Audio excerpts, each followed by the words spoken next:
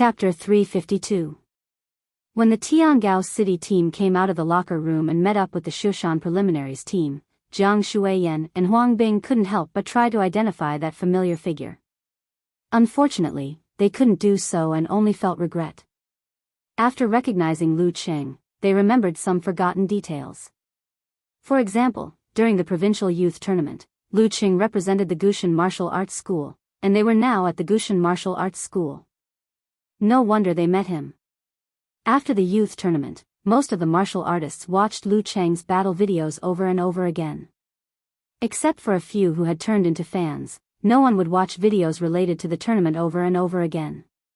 Primates tend to forget things that aren't that important at an alarming rate.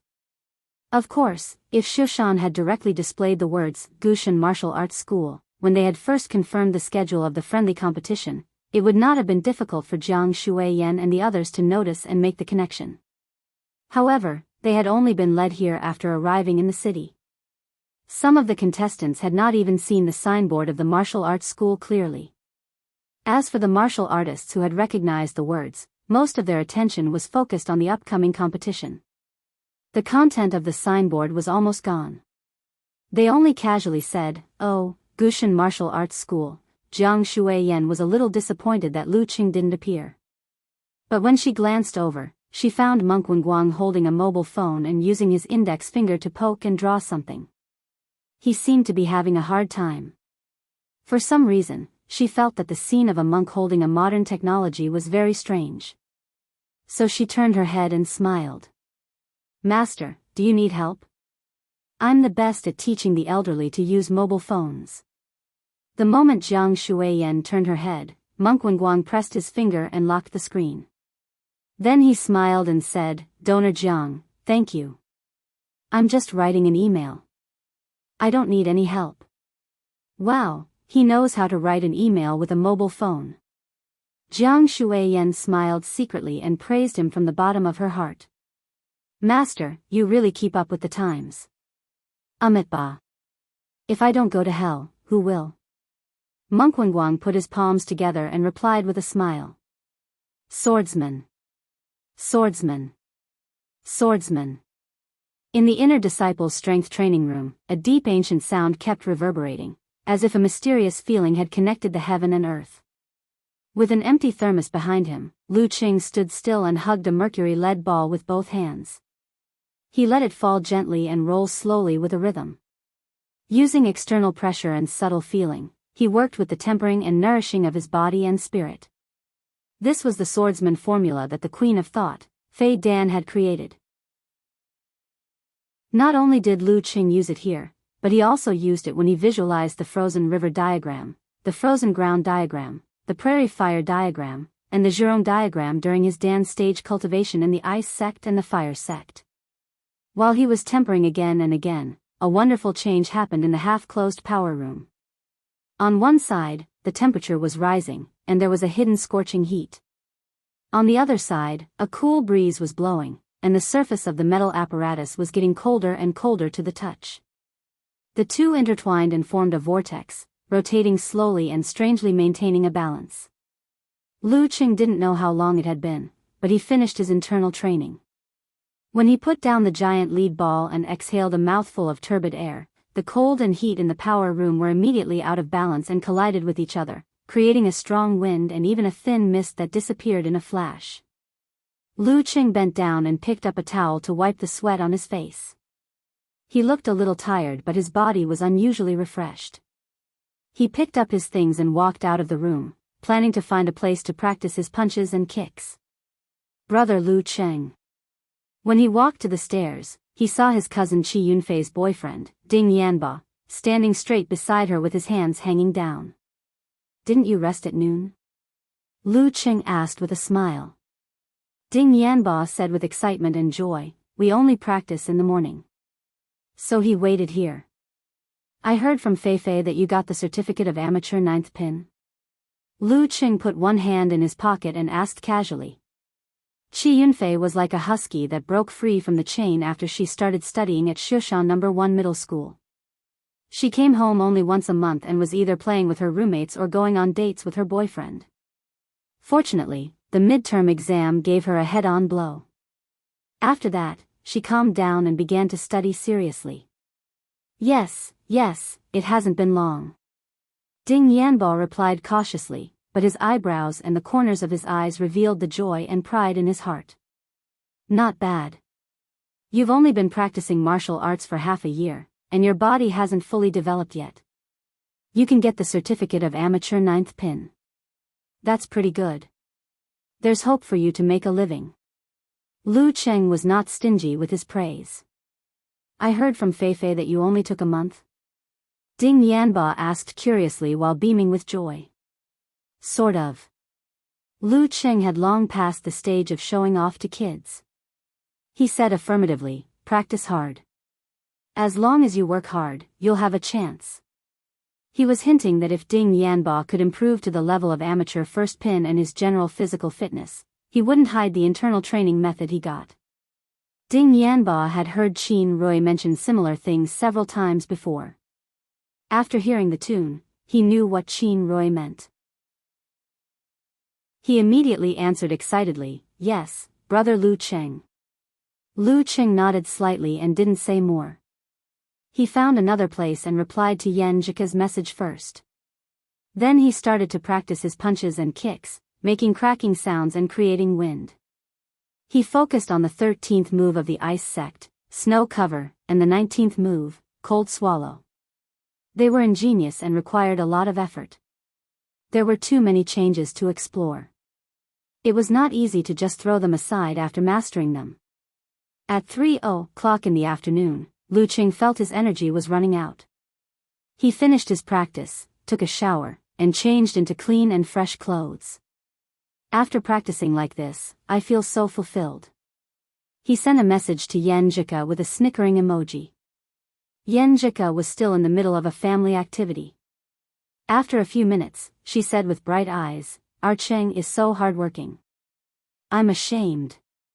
It's very motivating to have a goal in front of you. Lu Cheng replied with an emoji of showing off his arm muscles. To be honest, the guardian willpower will give me continuous motivation. But if there's no urgent matter or situation, I won't be able to sprint. Step by step, it won't give me a sense of drive. Of course, it was steadier and longer lasting. Then should I give you some sense of crisis? Yan Jika sent an emoji covering mouth and laughing. Actually, I feel bad for you since you're so tired. Keep it up and defeat the Demon King Penglian. Okay. Lu Cheng didn't say anything heroic. Instead, he smiled and said, I'll have more time to rest if you stay with me more. After leaving the Gushan martial arts school, he went to visit his grandparents on the way. After that, he leisurely returned home. Lying on the bed without caring about his image, he chatted with Yan Jika while reading a novel. It was a very relaxing life, clearing away the fatigue in his soul. It was late at night. In a temple at the foot of Shushan. Monk Wenguang was turning the prayer beads with his eyes closed. Suddenly, he bounced to the entrance of the wing room without moving his body and waist. He opened the door and looked at the two people outside. So fast. One of them was tall and majestic. His aura was restrained, but there was a sense of intimidation when he looked around. If it was summer, all snakes, insects, rats, and ants would have retreated due to the inexplicable evil spirit. The burly man laughed and said, not bad, not bad. Donor Dong, please. Monk Wenguang raised his hand. When Dong Xiaoyang walked in, Wenguang turned to the other person and said respectfully, Senior Sinful Flame, please. The newcomer had deep eye sockets, a straight nose, gray hair, and fire in his eyes. He looked like a middle-aged man. He was the divine enchanter of Sinful Flame. The divine enchanter of Sinful Flame nodded slightly and walked in silently.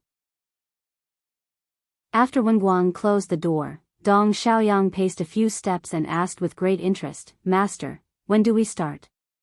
Namo Amitba. Donor Dong, don't be so anxious. Wenguang answered in surprise. I'm quite anxious. Dong Xiaoyang smiled and said, since he won the provincial youth tournament, I've been unconvinced. I want to find a chance to compete with him and see who's the best among the young fighters in Xing province. Unfortunately, I can't do it without an order. I can only wait. Now I finally have a chance. Master, how can I not be anxious? His face was mature and his posture was bold. He seemed to be in his 30s, but the meaning behind his words was that he might not be 26 years old, or even 22 years old. But you have to wait for the right time. Monk Wenguang persuaded. At this time, the divine enchanter of Sinful Flame, who had been silent all this time, said in a low voice, "Don't alarm the local authorities." "Senior Sinful Flame, I know." Dong Xiaoyang replied with a smile and turned to Wenguang, "The target only has one life and death experience. That's too little. A fighter who hasn't seen much blood in the arena is naturally weak. That's why I asked you to come." Wenguang put his palms together and smiled. Dong Xiaoyang laughed and said, "Okay. Then I'll let him experience what it means to be between life and death." There was no first place in literature, and no second place in martial arts. There was no exception to the ambition to be the best. Chapter 353. Humph. How dare you eat grilled eggplant behind my back? At 9 p.m., Lu Qing took out his phone at the entrance of Old Lu Barbecue and saw the message from Yan Zhika a few minutes ago. Lu Qing smiled unconsciously. "It's Qin Roy's treat. He said he wanted to thank me for guiding him into meditation." After yesterday's exchange, Qin Roy had become famous in the circle. I don't care. Unless you pack 2 eggplants for me. That's the only way to prove that you're not monopolizing the food. Yenjika said with an emoji with red eyes and drooling heart. Lu Qing chuckled and typed quickly on the keyboard. "I was just about to ask you if you want a takeout delivery guy," snickering. "Since you want it so sincerely, I'll generously pack it for you. I'm looking forward to it." Yenjika sent an emoji with a bowl in front of me, waiting to be fed. Seeing that her reply speed had increased, Lu Qing asked, "Have you finished shopping and eating with Empress Dowager?" "Yes. Everyone says girls are good at shopping and don't feel tired. Why am I not like that? Am I not a girl? I miss you so much, Qing. I want you to massage my legs and feet. I want you to give me a tremor force massage. I can't say that I can do it easily with the swordsman formula. That's not fun." Lu Qing replied quickly. Qin Roy paid the bill and walked over. He patted Lu Qing on the shoulder and said, "Let's go. You guys go first. I'll grill something to pack." Lu Qing pointed at the barbecue grill. "Why didn't you say so earlier?" Qin Roy complained. "You're treating me like an outsider." Lu Qing smiled. "It's more meaningful if I pay for it myself." "Got it." Qin Roy suddenly understood. He smiled and said, "We won't delay your date. We'll go first. Bye." Lu Qing waved to him and Ding Yanba and turned to the boss. 2 eggplants to go. Well, don't put any onions." Speaking of this, he thought of last year's spring festival. At that time, he hadn't confirmed his relationship with Kuyet. In order to bring her delicious food from Shushan, he specially went through the trouble of buying insulated lunch boxes and other things. He also repeatedly reminded the boss not to put onions in the food, which made him a little annoyed. "Sure." The boss readily agreed. There was no change in his expression. Obviously, he didn't remember that part of the past. He could recognize Lu Qing, who had been here many times, but he definitely couldn't remember the trivial things about him. When I mentioned the eggplant takeout, the boss would tell me not to put onions, right? Then I would be promoted to a regular customer. Lu Qing felt warm and his thoughts drifted. Unknowingly, almost a year had passed.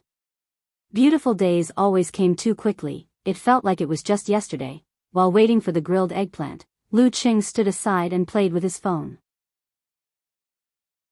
Suddenly, he saw a familiar figure from the corner of his eye, Jiang Fei, who was wearing a bulging black down jacket. "Hey, fatty Jiang. Then, he noticed that there were 2 men and 2 women following behind Zhang Fei. At first glance, they seemed to be the type that was heavily schooled. This should be the classmate that Fatty Jiang was talking about, the one who came here to play for 2 days. Sure enough, the first meal they came was Old Lou's barbecue. Isn't he afraid that they won't be able to stand the taste here? He thought to himself. Zhang Fei also didn't expect to meet Lu Qing here. He was stunned for a while and then waved with a smile. I said I would come to you in 2 days. After greeting, he hurriedly introduced them. First, he pointed to Lu Qing and said, my classmate. Then, he gestured to the back and said, my classmate. Speaking of this, he was amused. What kind of introduction is this? He hurriedly laughed and said, high school classmate, college classmate. Hello. Zhang Fei's college classmates greeted politely. Welcome to Shoshan. Lu Qing said politely. He didn't pay much attention to the appearance of the 2 men and 2 women. He only felt that their clothes were more fashionable than those in a small place like Shoshan. Zhang Fei glanced inside and said casually, what a coincidence. Qing, let's eat together. I've eaten. I'm waiting for my leader's grilled eggplant. Lu Qing chuckled. Your leader. Zhang Fei was dumbfounded for a few seconds and finally came to his senses. He shook his finger enviously and said, I was kind enough to invite you, but you showed off in front of me. You must compensate for my mental loss later. After a few words of greeting, he led the 4 students into the house and found a seat. Lu Qing waited for the packed eggplant and walked to the entrance of the alley, ready to call a taxi. Seeing his back disappear around the corner with the lunchbox, a girl wearing a Korean-style coat among Zhang Fei's classmates laughed twice and said in a soft voice, Zhang Fei, your high school classmate is in good health. He only wore so little in such cold weather. Shoshan was humid and cold. Many northern men would shout that they were frozen to death. Lu Qing, on the other hand, only wore a thin sweater inside and a sports jacket outside, which made people shiver.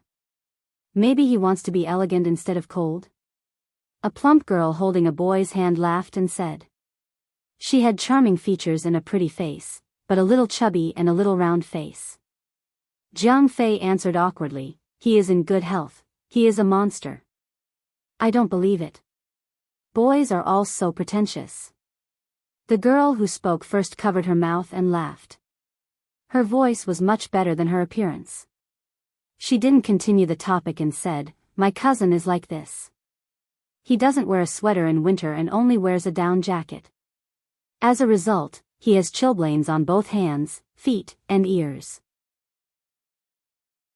He is so pitiful. Seeing that they didn't continue to talk about Lu Qing, Zhang Fei didn't bother to explain. He chatted with them and urged them to eat the skewers. Outside the alley, the dim lights on the side of the road formed a sharp contrast with the darkness inside, as if they were in a different world. Just at this moment, Lu Qing heard a faint shout, help. With a swoosh, Lu Qing turned his head to look at the source of the sound. He saw that the walls were in tatters and most of them had collapsed. Inside the walls, there were weeds and scattered bricks. They clustered around an abandoned 6-story building.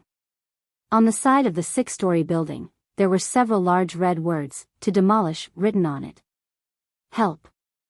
A woman's voice came from inside, containing strong fear and panic. Lu Qing didn't hesitate. He bravely changed his direction and carefully jumped over the hole in the wall. He quickly ran to the building that was to be demolished. He planned to be a good Samaritan. For him, the criminals that he met every day were nothing. Help. The woman's voice sounded like she was crying. Lu Qing identified the location and came to the first floor where the windows were all broken. He jumped into the air. He pressed and pulled with his right hand and flipped to the second floor. He rushed to the place where the voice came from as fast as he could. While running, he suddenly had an indescribable subtle feeling in his heart. All the hair on his body stood on end. Without thinking, Lu Qing stopped and gathered his qi, blood, force, and spirit in his lower abdomen. Bang! At this moment, the wall on the side in front of him suddenly collapsed. Bricks and stones flew and hit him like bullets in the smoke. The sky was full of flowers, and every drop was fatal. He could block some of them, but not all of them. He could dodge some of them, but not all of them. What was even more frightening was that behind the flying bricks and stones, a majestic figure broke through the wall and bent down. The figure pounced on Lu Qing, intending to give him a fatal blow while he was dealing with the previous wave of attacks. Lu Qing didn't realize that he had fallen into a trap until now. This dangerous master was coming for him. He didn't have time to think about why he had such an encounter, nor did he have time to regret anything. Because the flying bricks were coming for him. In another room on the second floor, the divine enchanter of Sin Flame shook his head and said, as expected of a young man who grew up in a peaceful era, he didn't realize that he would be plotted against or trapped. He was used to doing things according to his experience in a peaceful environment. That was why he fell for the trap so easily. Isn't this why you are here? Monk Wenguang said with a smile. Behind them, a scantily clad girl was leaning against the wall and sleeping. With bricks covering his body and a strong enemy behind him, everything was so dangerous that it seemed like there was no chance for him to survive. If it were in the past, Lu Qing could only block and dodge, playing micromaneuvers and hoping for luck. But this time, he had a premonition 1 second in advance. Boom! His Dan force gushed out and he exerted force under his feet, breaking the floor that had been in disrepair for a long time. Amidst the huge movement, falling bricks, and rising dust, he took the initiative to fall to the bottom floor, avoiding the shower of flowers and the subsequent attacks. Interesting. Dong Xiaoyang thought to himself and became more interested. He didn't jump into the hole that Lu Qing made because he was afraid of being ambushed by the enemy below. Instead, he used force concentration and stayed where he was. Boom! The ceiling was broken again. Dong Xiaoyang jumped down under the cover of falling bricks. Boom! In Old Lu's barbecue restaurant not far away, a plump, round-faced girl listened carefully and frowned. What's that sound? It's normal. That's the bar street, Jiang Fei answered casually. Oh. The round-faced girl relaxed and waited for the barbecue. Chapter 354. Bang! Bang! Bang! The falling bricks smashed into the ground, stirring up more smoke.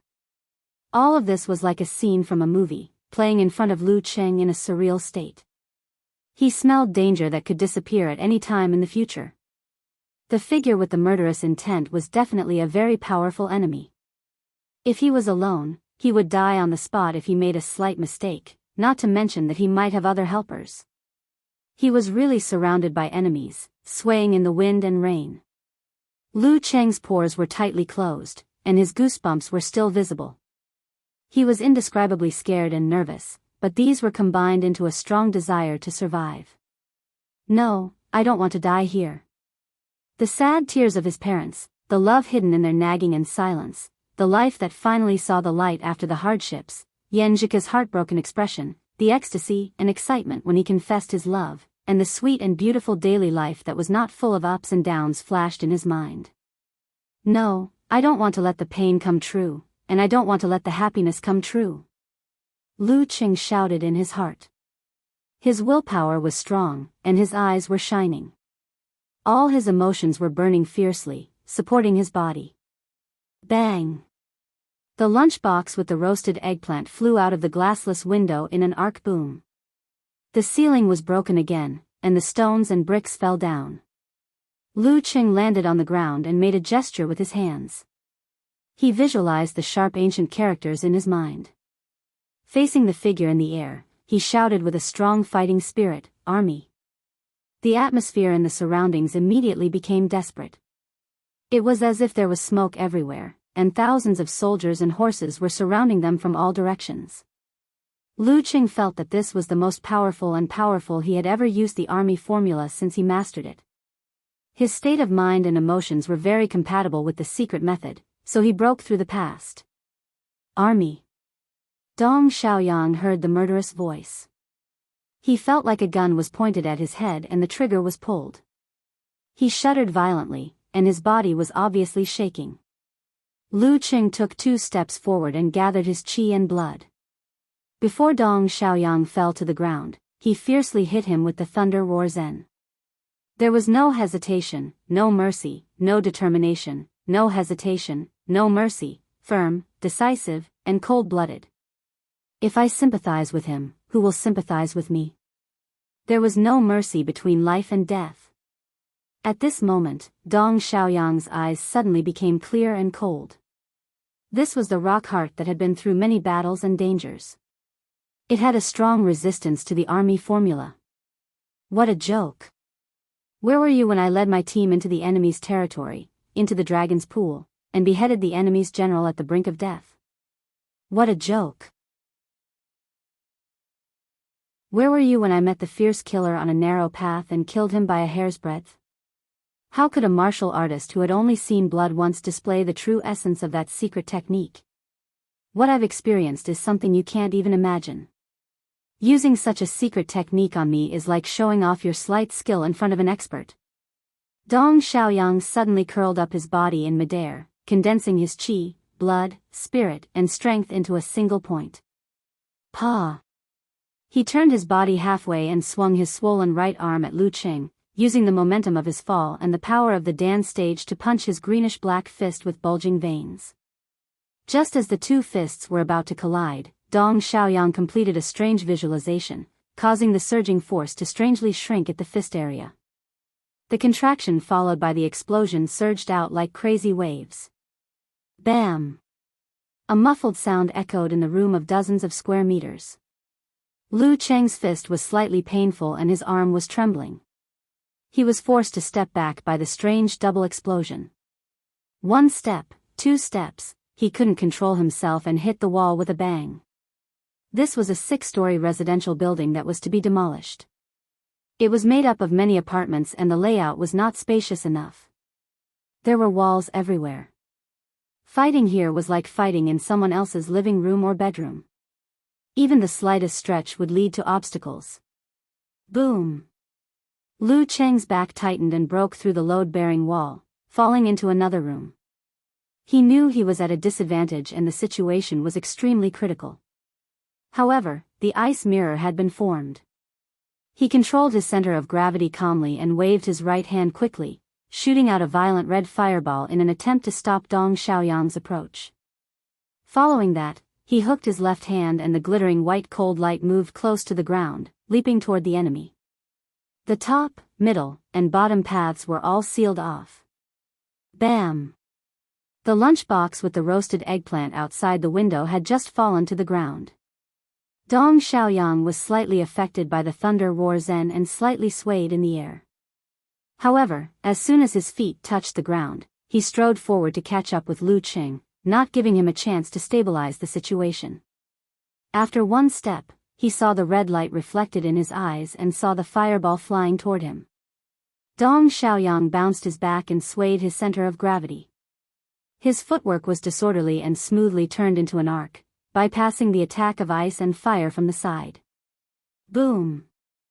The flame exploded and the cold light leaped. He broke through the wall and broke into the room that Lu Qing fell into. He was really imposing.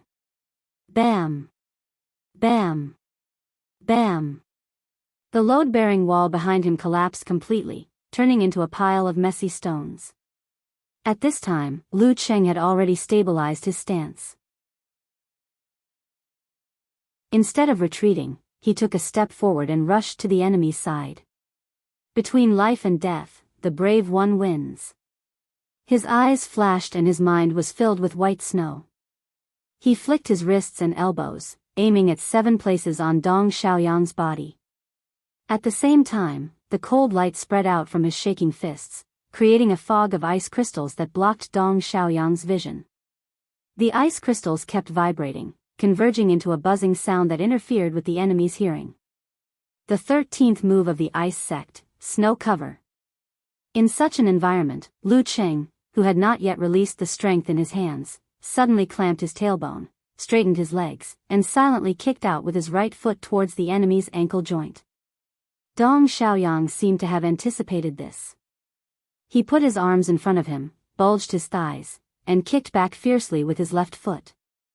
In a split second, Lu Qing suddenly bent his spine forward, lowered his center of gravity, and let his right foot touch the ground in advance.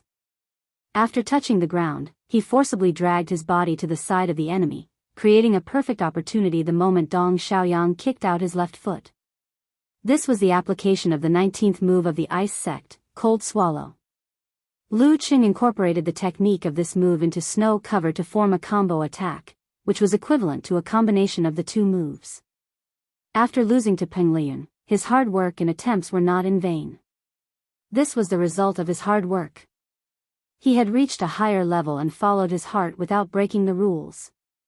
In his mind, he visualized a frozen river and shaking thunderclouds. Lu Qing was neither happy nor anxious. He raised his right arm high, clenched his fist, and punched down. Simplified physical invulnerability move, severe warning. The distance was too close. Dong Xiaoyang's left foot missed, and he was suddenly in a precarious situation. He had lost his previous advantage and was in an extremely dangerous situation. Facing this situation, he did not despair nor panic. He immediately gathered all his strength and let the danqi erupt above his spine. Bam! His spine bent like a hard bow, dragging his body to the back. With a bang, he knocked down another load-bearing wall. Lu Qing did not feel depressed when he missed the severe warning. Full of fighting spirit and unusual calmness, he swayed his center of gravity and pounced on the enemy who had not yet fallen to the ground. He spurted out his danqi and shortened most of the distance between them. He was about to catch up. Monk Wenguang carried the sleeping girl and moved to another position with the divine enchanter of Sin Flame. He sighed in a low voice, he really has a talent for fighting. Senior, please cover your voice. Don't attract the attention of others.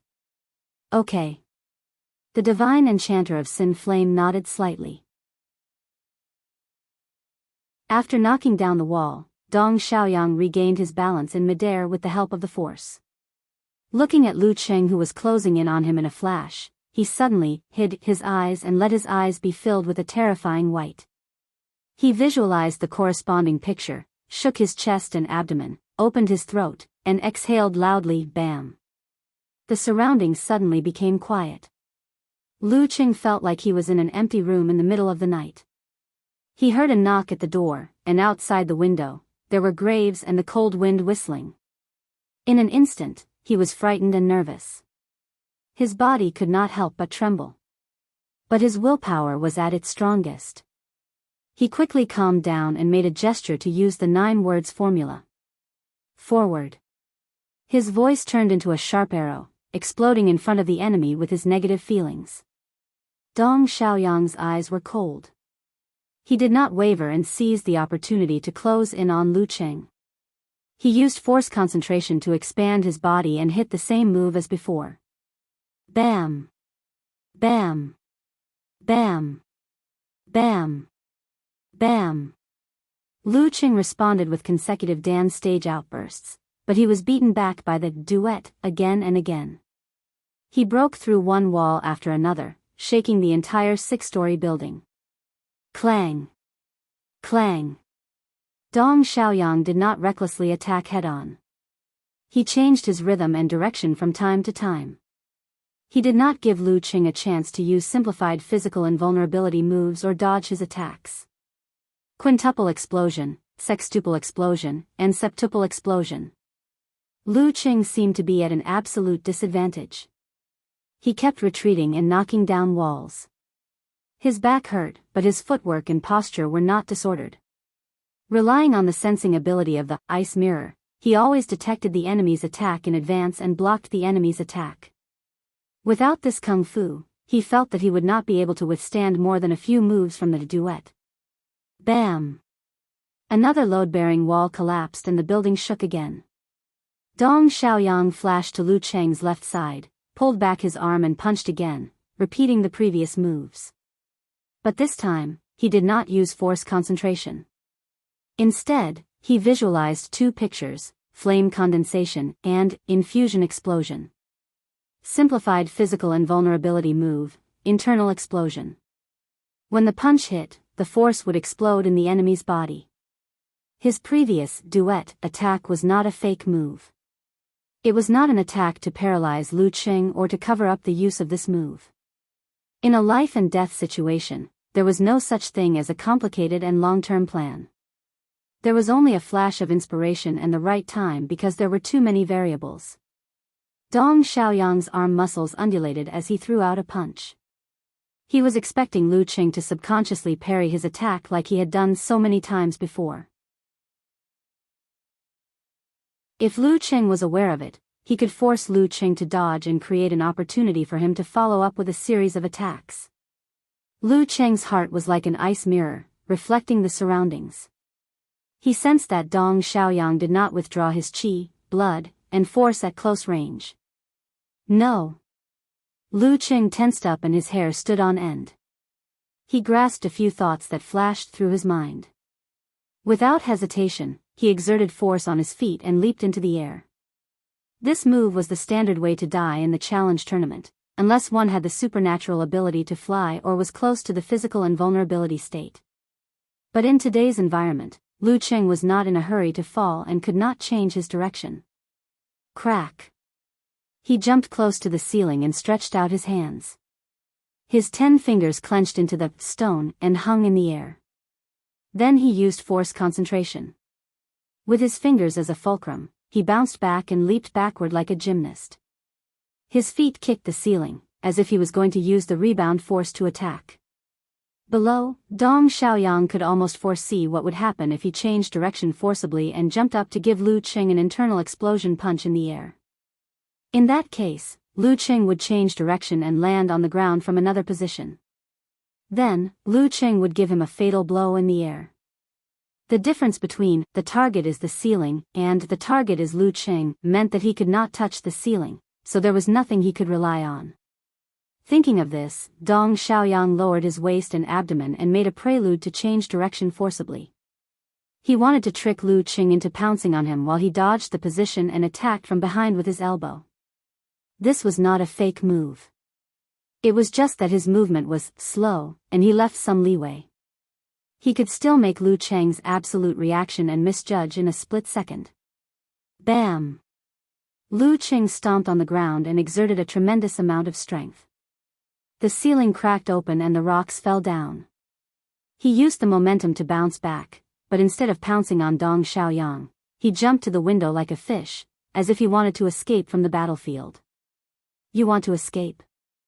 Dong Xiaoyang smiled. His waist and abdomen bounced back, he straightened his knees and changed direction forcibly to pounce on Lu Qing's back. This is the flaw you exposed yourself. Lu Qing had just jumped to the window when he felt the pain in his back and the strong wind behind him. However, he did not panic. Instead, he seemed to be expecting something. He put his hands on the window, leaned his body forward, and did a twisting kick behind him. Bam! His tattered shoes flew out, along with the red flame and crystal cold light under his feet. They were shot at Dong Xiaoyang, who was pouncing on him. Dong Xiaoyang snorted. He exerted strength under his feet and bulged his muscles. He was about to make an explosion in the air and set off the strong wind to trigger the attack of ice and fire in advance. Then he would break through with his body. Boom! Just as he was about to move, the fireball exploded first. The heat spread out and turned the cold light into a mist. It blocked his vision and made him feel that his surroundings were blurred. Bam! The mist split open. A fist with bulging veins was like a weapon that could split the chaos. It was punching at Dong Xiaoyang's head from above. Escaping was for a better attack. Lu Qing's eyes were sharp and his fist was firm. Most of his muscles bulged and became taller, as if he was going to sweep away all obstacles in front of him that would destroy his beautiful life. Dong Xiaoyang, who did not have time to make a duet, could only use force concentration to defend himself. He shook his right arm and moved upward. Bam! This was the first time Dong Xiaoyang was forced to retreat in a fight of life and death. Lu Cheng was not going to let him go. He quickly closed the distance and made consecutive explosions, not giving his opponent a chance to make a duet. Triple explosion, quadruple explosion, quintuple explosion. He integrated the skills of 24 blizzard strikes into it and fought with Dong Xiaoyang at close range. He punched hard to prevent Dong Xiaoyang from making a weird duet and using unknown secret skills. Sextuple explosion, septuple explosion, octuple explosion. Lu Qing became fiercer and fiercer. He used Dan's stage explosions as if they were free. At this point, he also realized that the killer was weaker than Peng Lian. He was not close to the inhuman level. In other words, although his opponent was strong, he was not a monster. Bam! Bam! Bam! Lu Cheng was full of fighting spirit. Sweat steamed from his head and condensed into a cloud of white mist. Bam! Dong Xiaoyang was finally crushed by the ferocious, brutal blizzard. He broke through the bearing wall and fell down. The 6-story building shook more and more violently. In the sound of falling stones, Lu Qing stepped on the ground and followed closely to his opponent who had just stabilized his center of gravity. He visualized the red sun and the frozen river in his mind. Boom! The red sun hit the ice river and both disappeared. Lu Qing pulled back his arm and threw out a punch. The mutated version of severe warning. Dong Xiaoyang did not panic in such a situation. It was as if he had experienced this countless times. He did not have time to jump up and he knew he could not take it head-on. He simply fell down and rolled on the ground. Army. At this moment, Lu Qing dispersed his force and made a hand gesture. He shouted in an ancient voice. Dong Xiaoyang, who was rolling on the ground, was shocked. He felt that he was surrounded by enemies because of his situation. After a short tremble, his strong willpower dispersed the influence. But Lu Qing took the opportunity to slide closer and kick out his right leg. Bam! Bam! Bam! Bam! Dong Xiaoyang tried his best to block a few moves, but he was kicked out of his stance and flew into the air, crashing into the wall. Bam! The impact caused the building to sway. He spat out a mouthful of blood. Lu Qing looked calm. He slid forward and was about to break Dong Xiaoyang's neck. At this moment, the shaking building finally reached its limit. Countless stones fell from above, making a dull and terrifying sound. Lu Qing paused for a moment. In order to protect himself, he used force concentration to break through the side wall and jump to the open space outside. Dong Xiaoyang smiled bitterly, his eyes full of disappointment. Boom! Lu Qing heard a deafening sound as soon as he steadied himself. He saw half of the 6-story building collapse and then the whole building, burying the terrifying killer inside. He should be dead, right? Lu Qing did not dare to stay in the thick smoke. He was afraid that there would be other enemies. Taking advantage of the cover, he climbed over the wall into a nearby neighborhood. He found a secret place to hide and then took out his phone to call Geyser. This was the first time he encountered such a situation. He subconsciously asked for help from his master. Hello, master. Someone just tried to kill me. Lu Qing said as soon as the call went through. Who? Cough. Who dares? Geyser was stunned at first, then became furious. I don't know either. Lu Qing was still a little confused. It happened so suddenly that he did not understand what was going on. Who did I offend? He thought, feeling wronged and angry. Are you safe now? Go find Xing if you are not. Now that you are safe, tell me the key points. Geyser calmed down and asked in confusion. Lu Qing told him what had happened, focusing on the opponent's moves and his own condition. In the end, he asked, Master, do you have any clues? Geyser was silent for a moment. Then he clenched his teeth and said, I know what happened. It's okay now.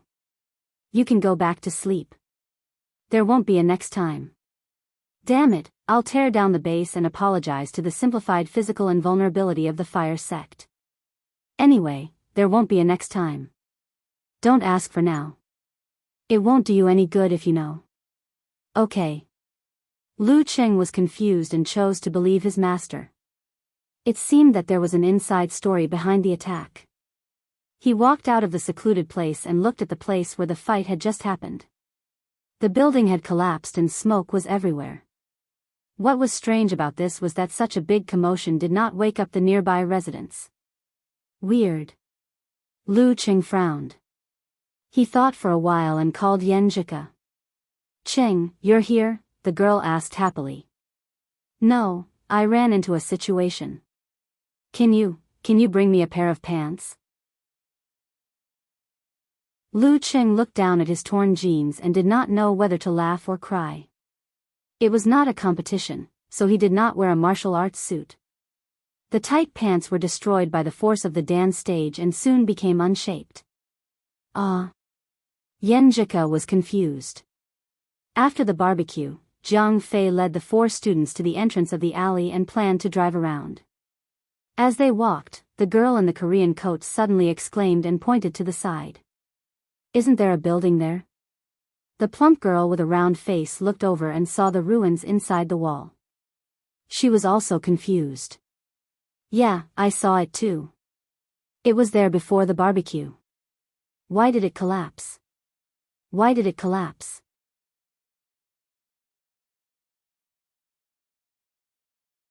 Chapter 355. Bang! Bang!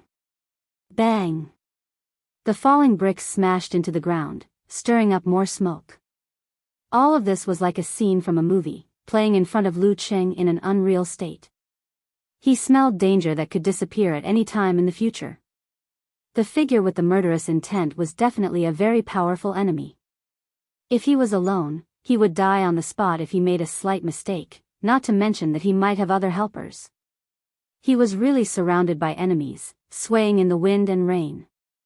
Lu Cheng's pores were tightly closed, and his goosebumps were still visible. He was indescribably scared and nervous, but these were combined into a strong desire to survive. No, I don't want to die here. The sad tears of his parents, the love hidden in their nagging and silence, the life that finally saw the light after the hardships, Yen Jika's heartbroken expression, the ecstasy and excitement when he confessed his love, and the sweet and beautiful daily life that was not full of ups and downs flashed in his mind. No, I don't want to let the pain come true, and I don't want to let the happiness come true. Lu Cheng shouted in his heart. His willpower was strong, and his eyes were shining. All his emotions were burning fiercely, supporting his body. Bang! The lunchbox with the roasted eggplant flew out of the glassless window in an arc boom. The ceiling was broken again, and the stones and bricks fell down. Lu Cheng landed on the ground and made a gesture with his hands. He visualized the sharp ancient characters in his mind. Facing the figure in the air, he shouted with a strong fighting spirit, "Army!" The atmosphere and the surroundings immediately became desperate. It was as if there was smoke everywhere, and thousands of soldiers and horses were surrounding them from all directions. Lu Cheng felt that this was the most powerful he had ever used the army formula since he mastered it. His state of mind and emotions were very compatible with the secret method, so he broke through the past. Army. Dong Xiaoyang heard the murderous voice. He felt like a gun was pointed at his head and the trigger was pulled. He shuddered violently, and his body was obviously shaking. Lu Cheng took 2 steps forward and gathered his qi and blood. Before Dong Xiaoyang fell to the ground, he fiercely hit him with the Thunder Roar Zen. There was no hesitation, no mercy, no determination, no hesitation, no mercy, firm, decisive, and cold-blooded. If I sympathize with him, who will sympathize with me? There was no mercy between life and death. At this moment, Dong Xiaoyang's eyes suddenly became clear and cold. This was the rock heart that had been through many battles and dangers. It had a strong resistance to the army formula. What a joke. Where were you when I led my team into the enemy's territory, into the dragon's pool, and beheaded the enemy's general at the brink of death. What a joke! Where were you when I met the fierce killer on a narrow path and killed him by a hair's breadth? How could a martial artist who had only seen blood once display the true essence of that secret technique? What I've experienced is something you can't even imagine. Using such a secret technique on me is like showing off your slight skill in front of an expert. Dong Xiaoyang suddenly curled up his body in midair, condensing his qi, blood, spirit, and strength into a single point. Pa! He turned his body halfway and swung his swollen right arm at Lu Qing, using the momentum of his fall and the power of the dance stage to punch his greenish-black fist with bulging veins. Just as the two fists were about to collide, Dong Xiaoyang completed a strange visualization, causing the surging force to strangely shrink at the fist again. The contraction followed by the explosion surged out like crazy waves. Bam! A muffled sound echoed in the room of dozens of square meters. Lu Cheng's fist was slightly painful and his arm was trembling. He was forced to take a few steps back by the strange double explosion. 1 step, 2 steps, he couldn't control himself and hit the wall with a bang. This was a 6-story residential building that was to be demolished. It was made up of many apartments. The layout was not spacious enough and there were walls everywhere. Fighting here was like fighting in someone else's living room or bedroom. Even the slightest stretch would lead to obstacles. Boom! Lu Cheng's back tightened and broke through the load-bearing wall, falling into another room.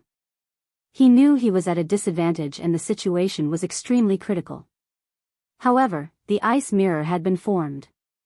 He controlled his center of gravity calmly and waved his right hand quickly, shooting out a violent red fireball in an attempt to stop Dong Xiaoyang's approach. Following that, he hooked his left hand and the glittering white cold light moved close to the ground, leaping toward the enemy. The top, middle, and bottom paths were all sealed off. Bam!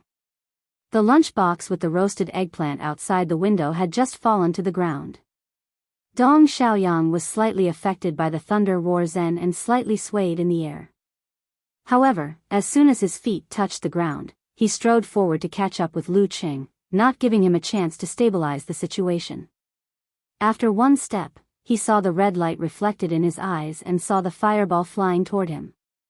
Dong Xiaoyang bounced his back and swayed his center of gravity. His footwork was disorderly and smoothly turned into an arc, bypassing the attack of ice and fire from the side. Boom! The flame exploded and the cold light leaped. He broke through the wall and broke into the room that Lu Qing fell into. He was really imposing. Bam! Bam! Bam! The load-bearing wall behind him collapsed completely and turned into a pile of messy stones. At this time, Lu Qing had stabilized his stance. Instead of retreating, he took a step forward and rushed to the enemy's side.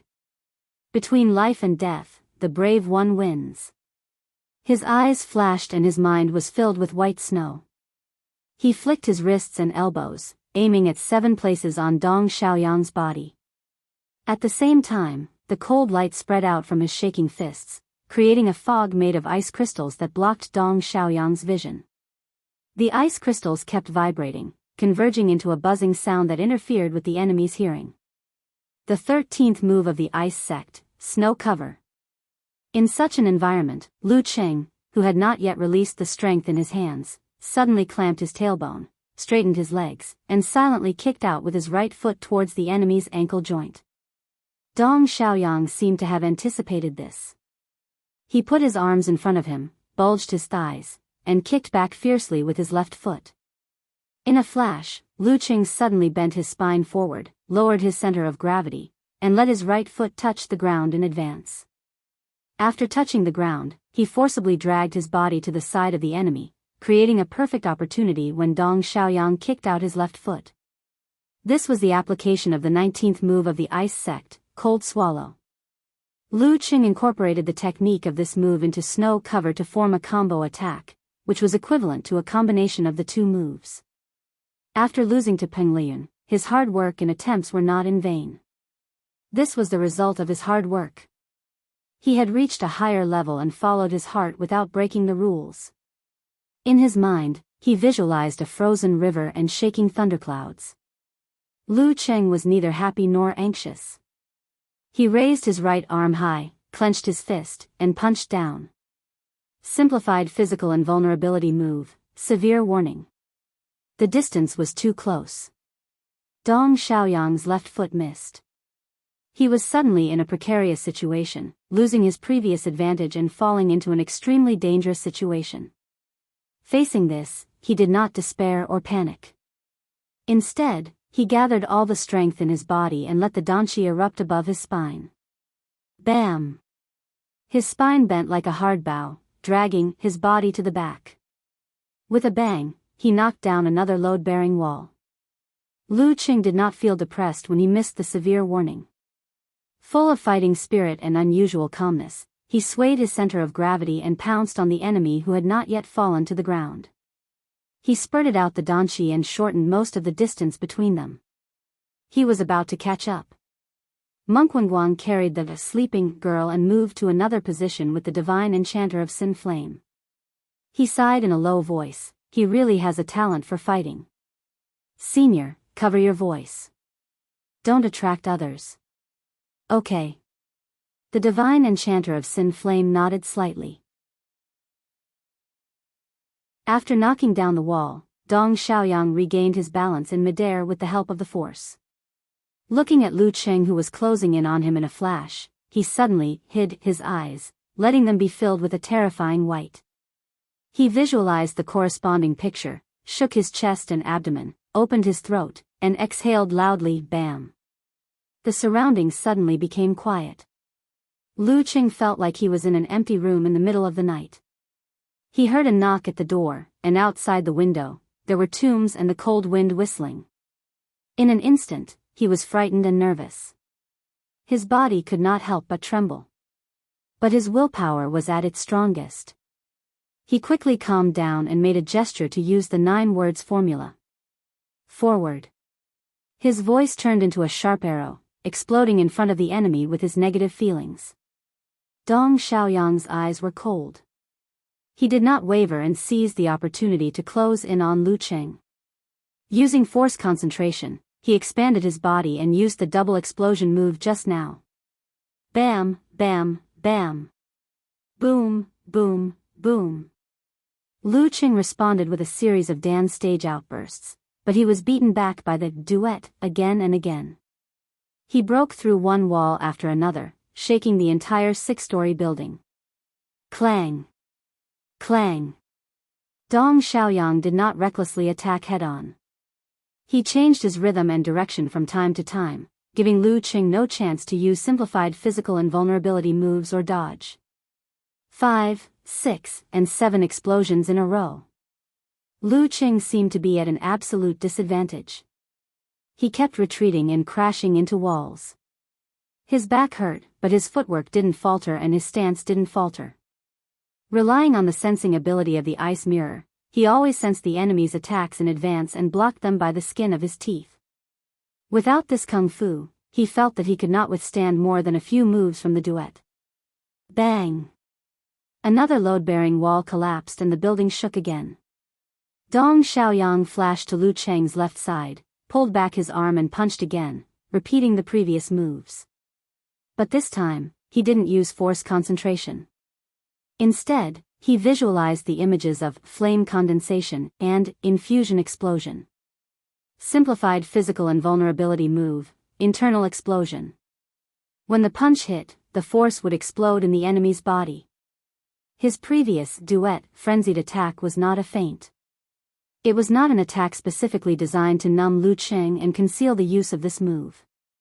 In a life and death situation, there was no need for so many complicated and long-term plans. There was only a flash of inspiration and the right time, because there were too many variables. Dong Xiaoyang's arm muscles undulated as he threw out a punch. He was expecting Lu Cheng to subconsciously parry his attack like he had done so many times before. If Lu Cheng was aware of it, he could force Lu Cheng to dodge and create an opportunity for him to follow up with a series of attacks. Lu Cheng's heart was like an ice mirror, reflecting the surroundings.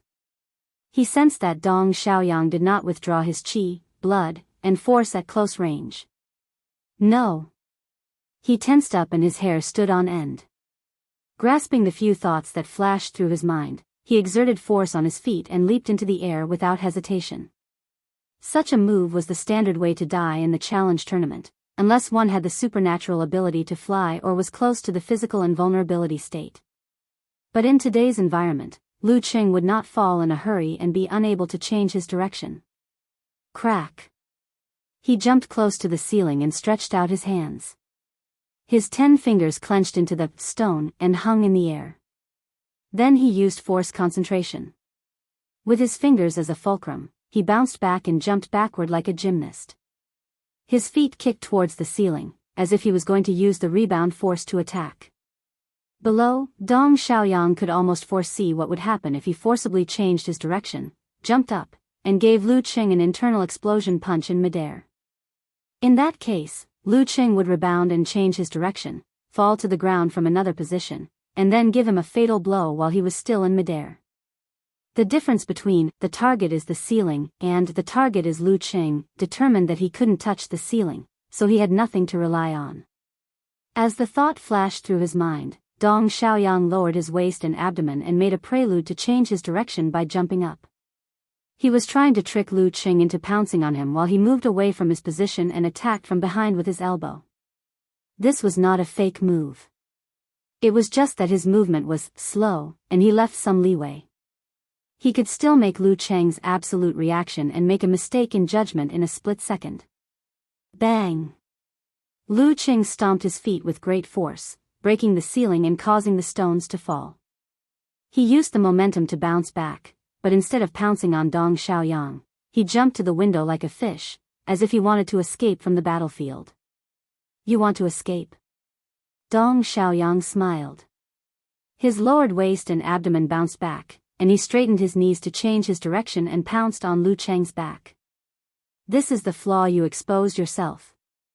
Lu Qing had just jumped to the window when he felt the sharp pain in his back and the strong wind behind him. However, he did not panic. Instead, he seemed to be expecting something. He put his hands on the window, leaned his body forward and made a twisting kick behind him. Bam! His tattered shoes flew out, along with the red flame and crystal cold light under his feet. They were shot at Dong Xiaoyang, who was pouncing on him. Dong Xiaoyang hummed. He exerted strength under his feet and his muscles bulged.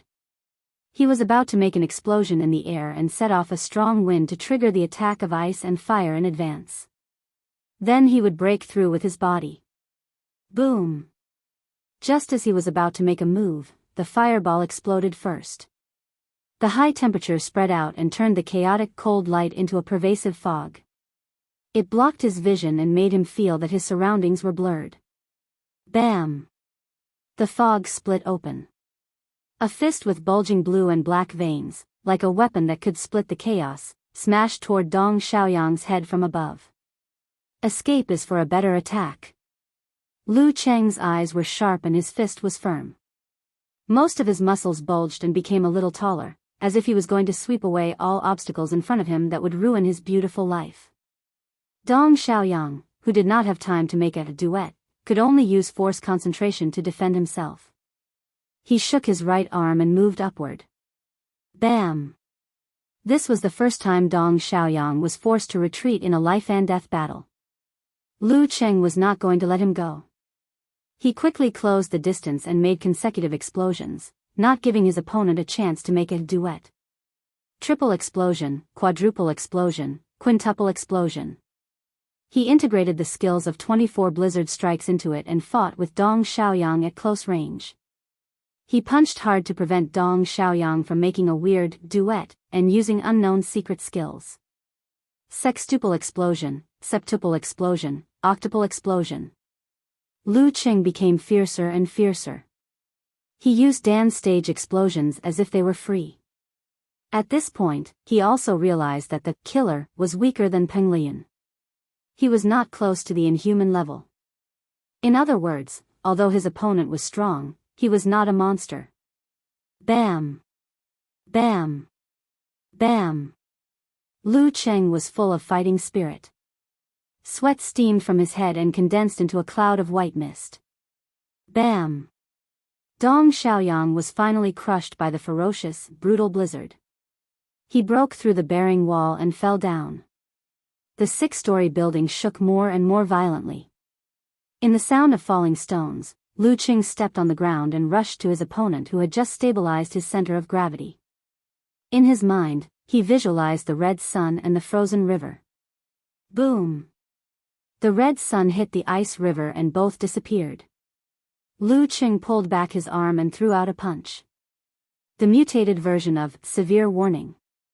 Dong Xiaoyang did not panic in this situation. It was as if he had experienced this countless times. He did not have time to jump up, and he knew he could not take it head-on. He simply fell down and rolled. Army.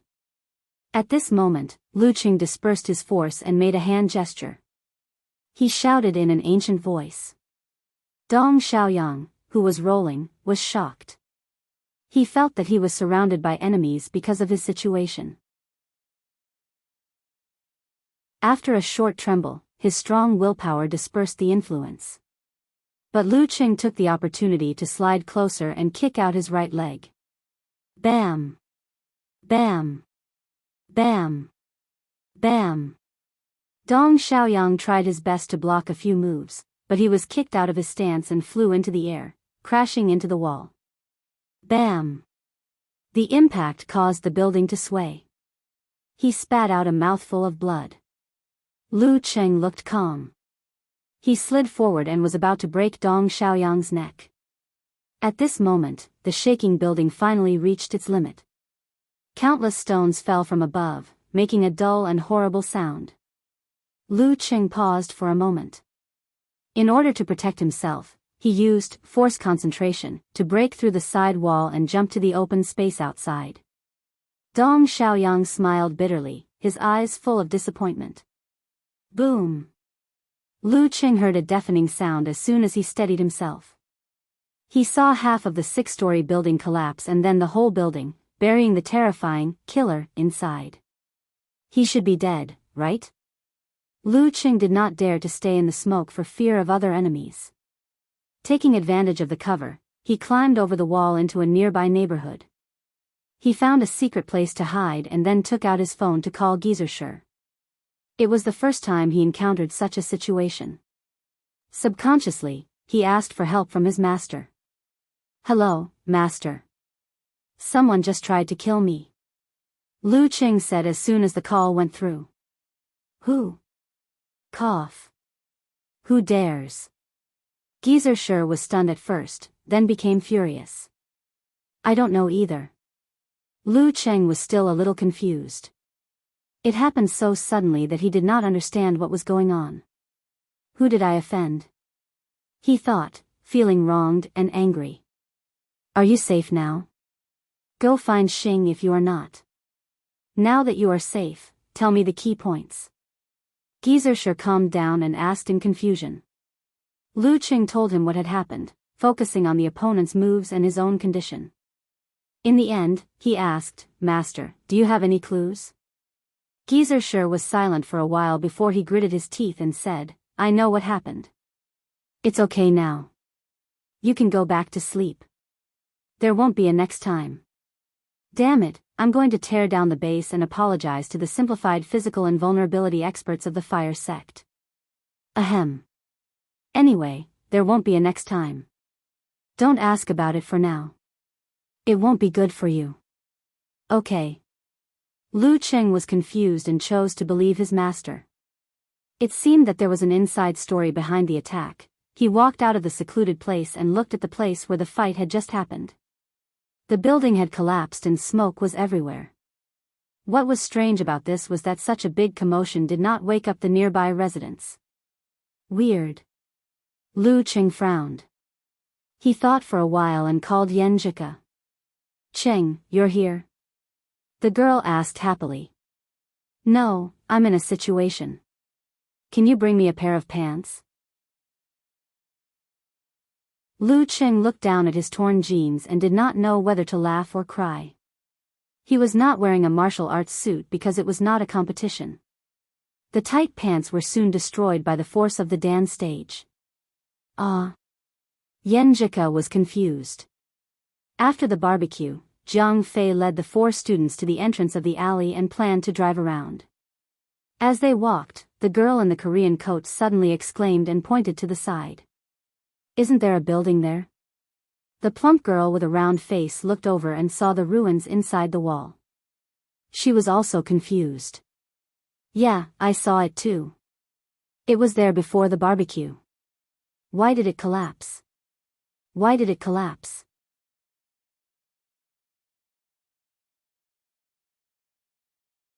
Chapter 356. After realizing this, Dong Xiaoyang's face turned red and his throat made a sound as if it was blocked by old phlegm. His scalp was numb and his teeth were sore. Puff! He spat out a mouthful of blood, which dyed the pillow in front of him red.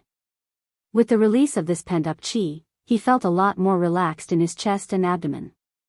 The internal injuries caused by Lu Qing earlier were relieved, and his mind became clearer. He deeply felt the arrogance that had inflated him in the past year. "I understand." He took a deep breath and said with determination in his eyes, "I will find the gap and work hard to improve." He had to admit that Lu Qing did have a talent for fighting. Or rather, he was smarter. When he failed to take advantage of the situation and was forced to compete with endurance, he was doomed to lose. Good. The divine enchanter of Sin Flame nodded slightly. Arrogance is not a word invented out of thin air. When you survive a life-and-death battle, it is easy to become arrogant. This is an emotion that needs to be resisted for a long time. It is not something that you can solve once and for all after understanding it today. It was rare for him to say so many words in one breath. Then he turned to Monk Wenguang and said, "I will take him back. I am afraid Shi Jiangwo will come to us soon." Hearing this, Monk Wenguang was stunned. His face turned pale and he stammered, You didn't tell Senior Shi? You didn't ask for your master's permission to train his disciple? Merciful Buddha, Namo Amitabha. I almost swore. The divine enchanter of Sin Flame and Shi Jiangwo were at the same level of physical invulnerability. Neither of them could do anything to the other. But I am only a professional 6th pin. No. The divine enchanter of Sin Flame answered seriously, Shi Jiangwo is a man with a tough mouth but a soft heart. Every time he says he will teach his disciple a lesson, he is just going with the flow. He never takes the initiative to do anything.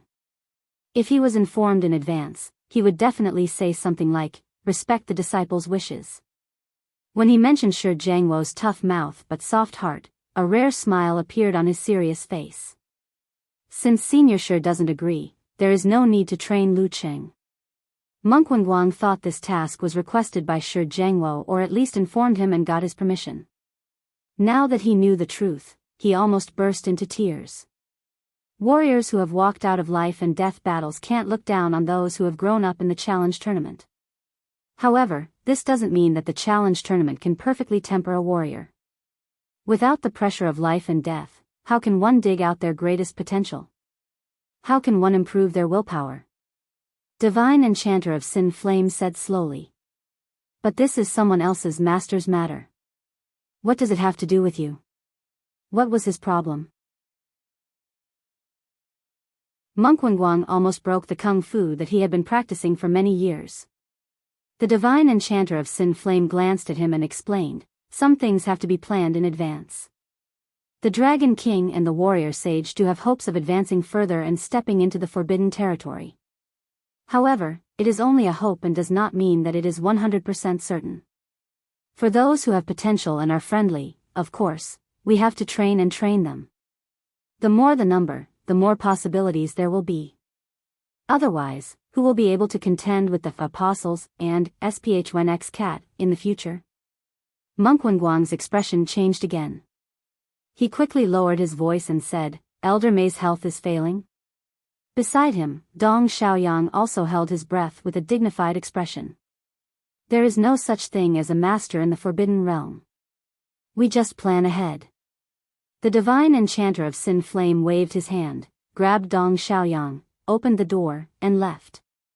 After asking for the address, Yenjika hurriedly changed out of her home clothes and put on her outdoor clothes. She hurriedly ran to another room and rummaged for medicine, gauze, bandages and other things, putting them into a bag. Then she went back to the bedroom, took other bags, and went downstairs to the door.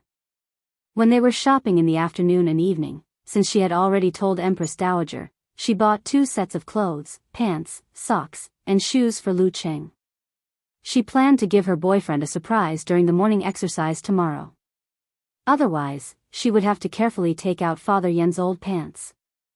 After changing her shoes and socks, Yenjika shouted, "Hey! Mom, Dad, Sister Jingjing is looking for me.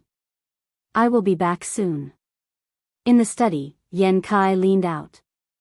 "So late. Let me give you a ride." Before he finished his words, he saw the door close and his daughter was out of sight. She is so careless. I don't know what she wants to do. Since his daughter was already a professional 9th pin fighter, Yen Kai was not worried. He just laughed and scolded her. Ji Mingyu left the computer and went to her husband, looking at the door suspiciously. She had never been careless since she was in high school. Well, only when it came to that brat. Yenjika took a taxi to Old Lou's barbecue restaurant. She followed the GPS and entered an old neighborhood. In a dark corner, she saw a familiar figure. Seeing that the lower half of Lu Cheng's trousers were falling apart, including his crotch, the girl quickly turned her head and looked to the side. Somehow, she felt like laughing. She bit her lips and tried to hold back her laughter. She whispered, "You have the style of an artist." "A performance artist?" Lu Cheng had calmed down and asked self-deprecatingly. Yenjika pursed her lips and smiled. She moved closer and stuffed a few bags of clothes into Lu Cheng's hands. "It's good that you know. Go change." "Huh? New clothes and pants? This style doesn't look like my father-in-law's. Is there still a shop open at this time?" Lu Cheng looked at the bags. "I bought them for you when I was shopping. Are you touched? Are you surprised?" Seeing Lu Cheng acting normal, Yenjika put down her worries and said in a light tone, "Yes, I am. Surprise." Lu Cheng lowered his head and smiled warmly. Wasn't this scene the reason why he fought so hard in a life-and-death situation? Didn't his strong desire to survive and firm will in dangerous situations come from such details? He turned around and was about to hide behind a tree and change into pants. Yenjika's eyes widened and she exclaimed in a low voice, "You're back." She had thought that what Lu Cheng said was just a superficial wound, so she didn't urge him to deal with it quickly. Who knew that when her boyfriend turned around, what she saw was a bloody mess of flesh and a few deep scratches. Lu Cheng wriggled his muscles and stopped the bleeding, so the wound didn't look so bad. "It's nothing. It'll be fine after a few days of dressing." Lu Cheng comforted her. "Liar. How can you call it a little bruise when it's so deep?" Yenjika was worried and angry. "Find a place to sit down. I'll help you." She wasn't angry at Lu Cheng, but at those bad guys who attacked her boyfriend for no reason. Who would like to be involved in a life-and-death situation? We like to live a stable life. Okay. Lu Cheng didn't hurry to change his pants. He didn't want to be stained with blood. He didn't want to expose this in front of his parents, so that they wouldn't be worried. Under the dim light of the street lamp, Yenjika cleaned the blood on Lu Cheng's back with cotton wool and disinfected it. She threw one piece after another, which made Lu Cheng feel bursts of pain. Even if he was a master, he still felt the pain. However, during this process, looking at the weeds in front of him, the fragments of stones, and the dark yellow glow, listening to the girl's incessant nagging, and experiencing her careful movements, he felt a sweetness in his heart.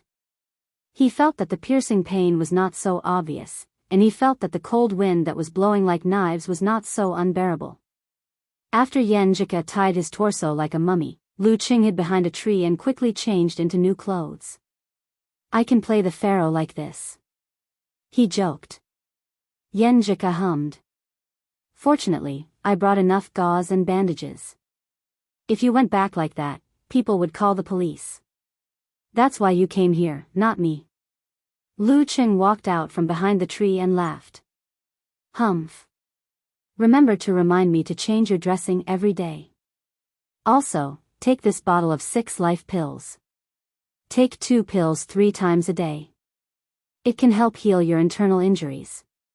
Don't be fooled by the fact that you're fine now. You may have some hidden injuries." Yen Jika handed the rest of the things in the bag to him. Listening to her nagging, Lu Cheng's expression was gentle, and his eyes were smiling. After that, Yen Jika asked curiously, "Where did you guys fight earlier? Did you win?" A fierce fight between 2 sixth-pin fighters would definitely leave obvious traces. Lu Qing pointed at a spot not far away and said, "Yeah, over there." Yen Jika looked over and opened her mouth a little. She said to herself blankly, "When I passed by during the day, there should be a building there." After 2 days of changing his dressing, with Lu Cheng's current physical condition, all the wounds had scabbed and faded away, revealing new skin. Yen Jika was right. He did have some internal injuries, and needed to take medicine for another 3 or 4 days to recover. But this did not affect his usual training, and his face was a little pale because of it. At this time, it was time for the Lu family to go back to their hometown to worship their ancestors. After another discussion, they decided not to stay overnight in Qingfu, and to go back on the same day. It was only an hour-and-a-half trip. As for the old couple, if they wanted to stay in their hometown for a few more days, they would stay with their relatives, who would come to pick them up. At 9:00 in the morning, Lu Cheng, who had washed off his tiredness from the morning exercise, boarded a van with his parents and sat in the back with his cousin Lu Yanwei and cousin Ma Shi. In front of them were his second aunt Wang Lily and his parents, while his second uncle Lu Jiqiang sat in the passenger seat. The other car was driven by Lu Cheng's uncle Ma Guoqin, carrying Lu Jixian, Ma Jiala, and Lu Debang. It was cold outside the window. Lu Cheng was playing with his mobile phone when he felt the car start, heading for Qingfu County in Lining City. That was his hometown, where he had no sense of belonging.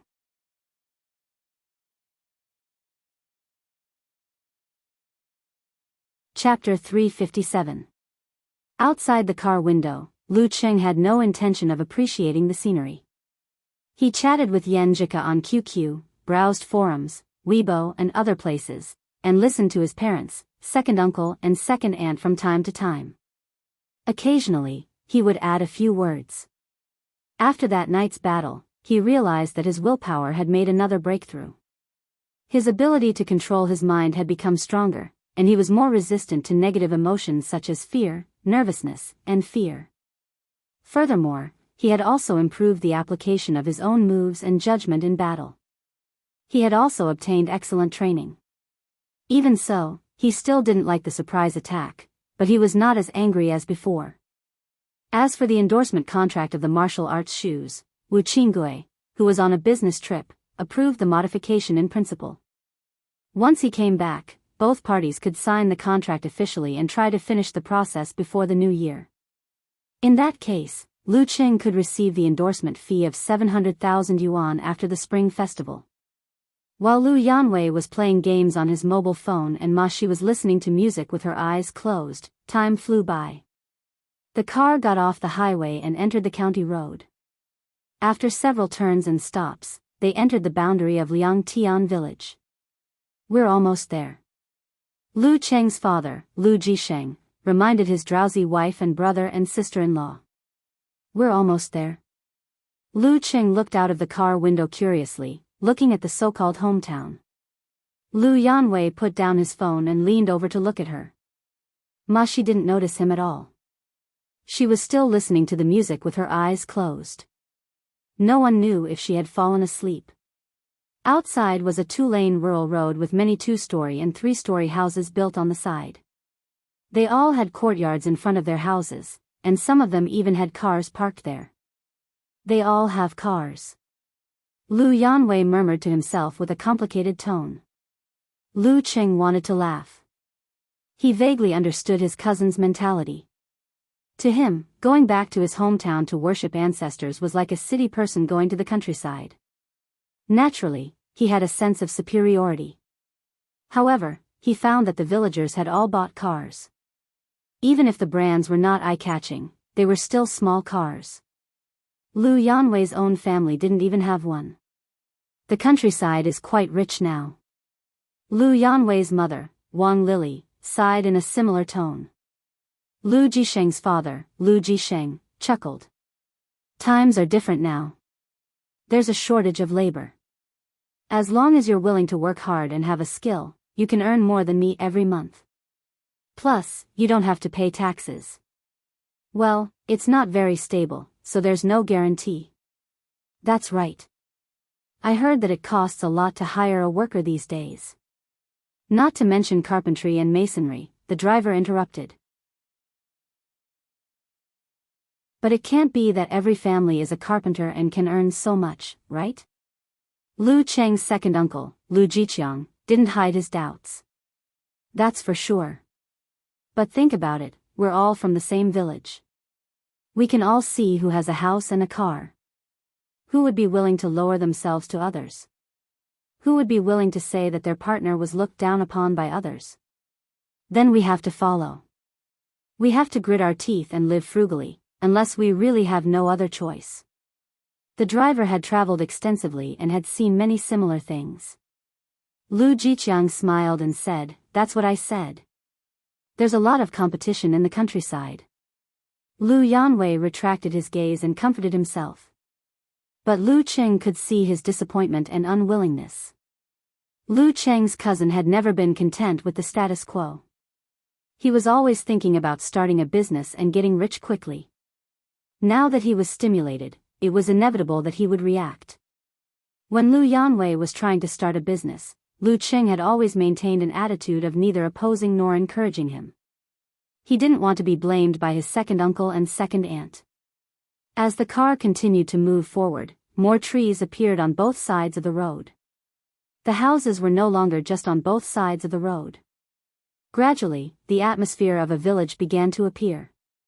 After a few turns, the Lu family arrived at the newly built ancestral hall and saw an old man with sparse white hair standing at the door. "Debong, you're early. No traffic jams?"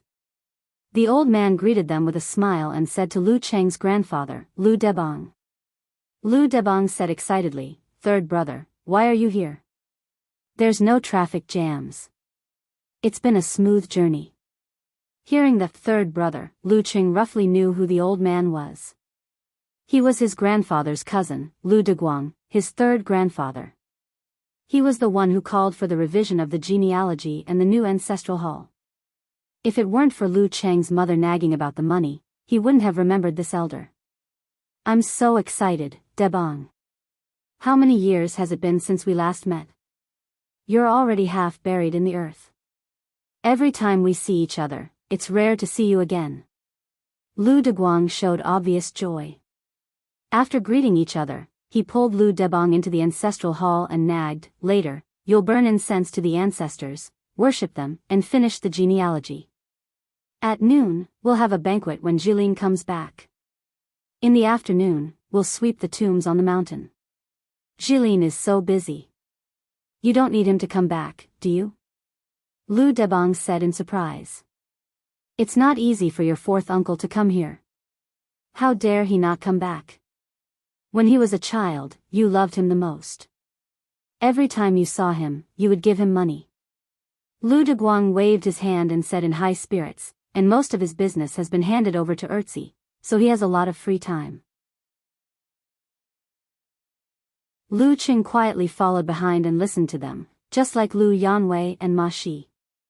Lu Cheng had heard about Jilin from his mother in the car. He was the eldest son of his third grandfather, Lu Deguang.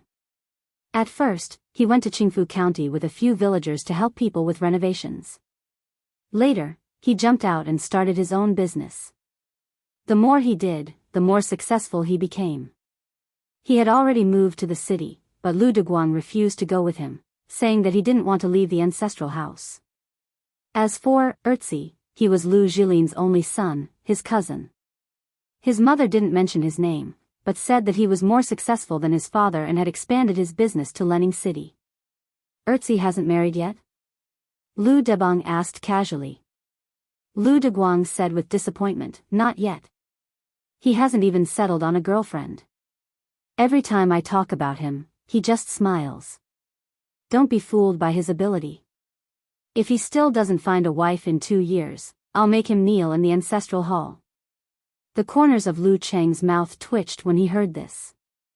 Whether to get married, when to get married, whether to have children, and when to have children all depended on one's personal choice. Mixing the ancestors and the ancestral hall was simply full of ancient flavor, just like a painted zombie jumping out of the grave. Fortunately, he didn't care about this. If it was reasonable, he would listen. If it was unreasonable, he wouldn't ask for more. After entering the ancestral hall, they bowed to the ancestors and paid the money. Lu Deguang took out a piece of red paper and asked his father, Lu Jisheng, to write down the family tree here. When the time came, it would be recorded in the family tree. After everything was done, the 7 aunts and 8 aunts also came over. All the relatives sat around the square table and chatted casually. They talked about where their spouse worked, what their child did, whether they had a partner, how was their studies. Lu Jiqiang and Wang Lili were a little embarrassed to talk about these topics. They only said that Lu Yanwei had a girlfriend in a stable job, but it didn't work out. Lu Cheng's mother, Qi Fang, seemed to be on steroids and relived the wonderful feeling when Lu Cheng was admitted to university. My Cheng is studying at Songqing University. Don't you know Songqing University? It doesn't matter. Do you know Xing Province University? Songqing University is better than that. My Cheng won the provincial youth tournament. Don't you know the provincial youth tournament? It doesn't matter. Just know that the prize money is hundreds of thousands. Lu Cheng couldn't bear the exclamations. He looked at his cousin Lu Yanwei and cousin Ma Shi, who were so embarrassed that they wanted to dig a hole in the ground. He said to Lu Debang, Grandpa, let's go for a walk. We'll be back soon. As he spoke, he stood up. Lu Yanwei and Ma Shi both breathed a sigh of relief and followed him. After leaving the ancestral hall, they walked along the road and gradually calmed down. They looked around with interest. This is the first time I've been here. Ma Shi looked at the river not far away and found that there were traces of fish in it. She grew up in the city and became very excited. Lu Yanwei was the same. He found everything new. It's winter and it's not frozen. What's so interesting about it? Lu Qing took a picture and sent it to Ku. His grandparents lived in the countryside and were used to such scenes. While they were talking, they passed by a house and saw a middle-aged man practicing martial arts in the courtyard. The crisp sounds were continuous, and it was extremely powerful. Don't look. Let's go. It's taboo. Lu Qing patted Lu Yanwei and Ma Shi on the shoulder and reminded them. After a few steps, Lu Yanwei lowered his voice and said, I think that man is very strong. Cheng, who is stronger between you and him? How can I show off when you ask so directly? Lu Qing said with a smile. He has the strength of professional ninth pin and keeps his qi and blood strong. He didn't directly say that he was stronger, but it was obvious from his rank. Oh, you have defeated a professional 7th pin fighter. You must be much stronger than him. Lu Yanwei suddenly realized. Brother, isn't that nonsense? Ma Shi complained. At this time, they saw a group of children playing on the side of the road in front of them. They were playing with toy swords and inflatable sticks, making a big fuss. They were very excited. Witnessing this scene, Lu Qing couldn't help but reminisce. He smiled and said, back then, I had a sword that I made myself. I cut it out of bamboo and made a scabbard for it with a bamboo tube. Every time I pulled it out, I felt like a hero. Unfortunately, it was left at my grandfather's house. I don't know who lost it. I remember. You showed off to me and I asked you to make one for me. But you didn't remember. Lu Yanwei said with a smile, hey, that kid is playing methodically. He pointed at the child with the toy sword.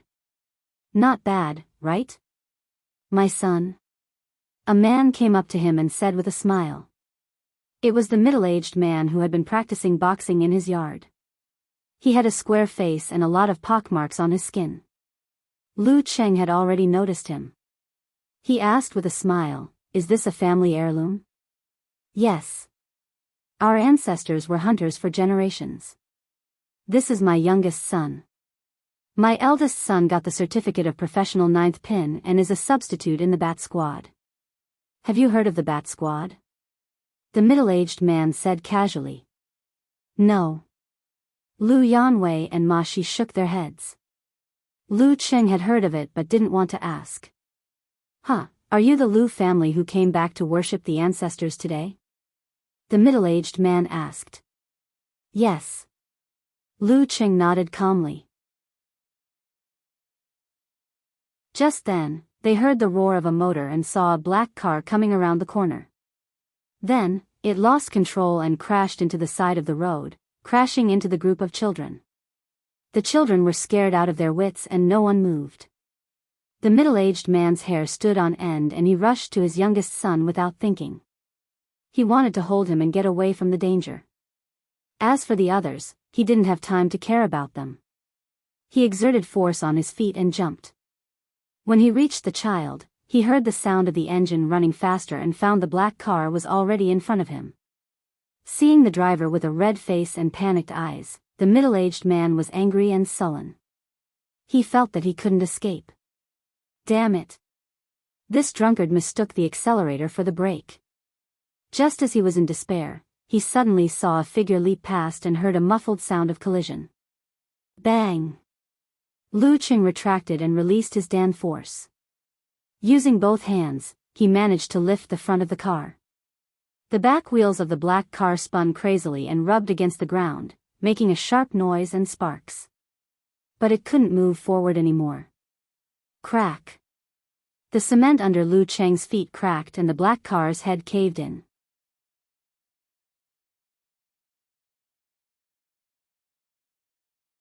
Chapter 358. Bang!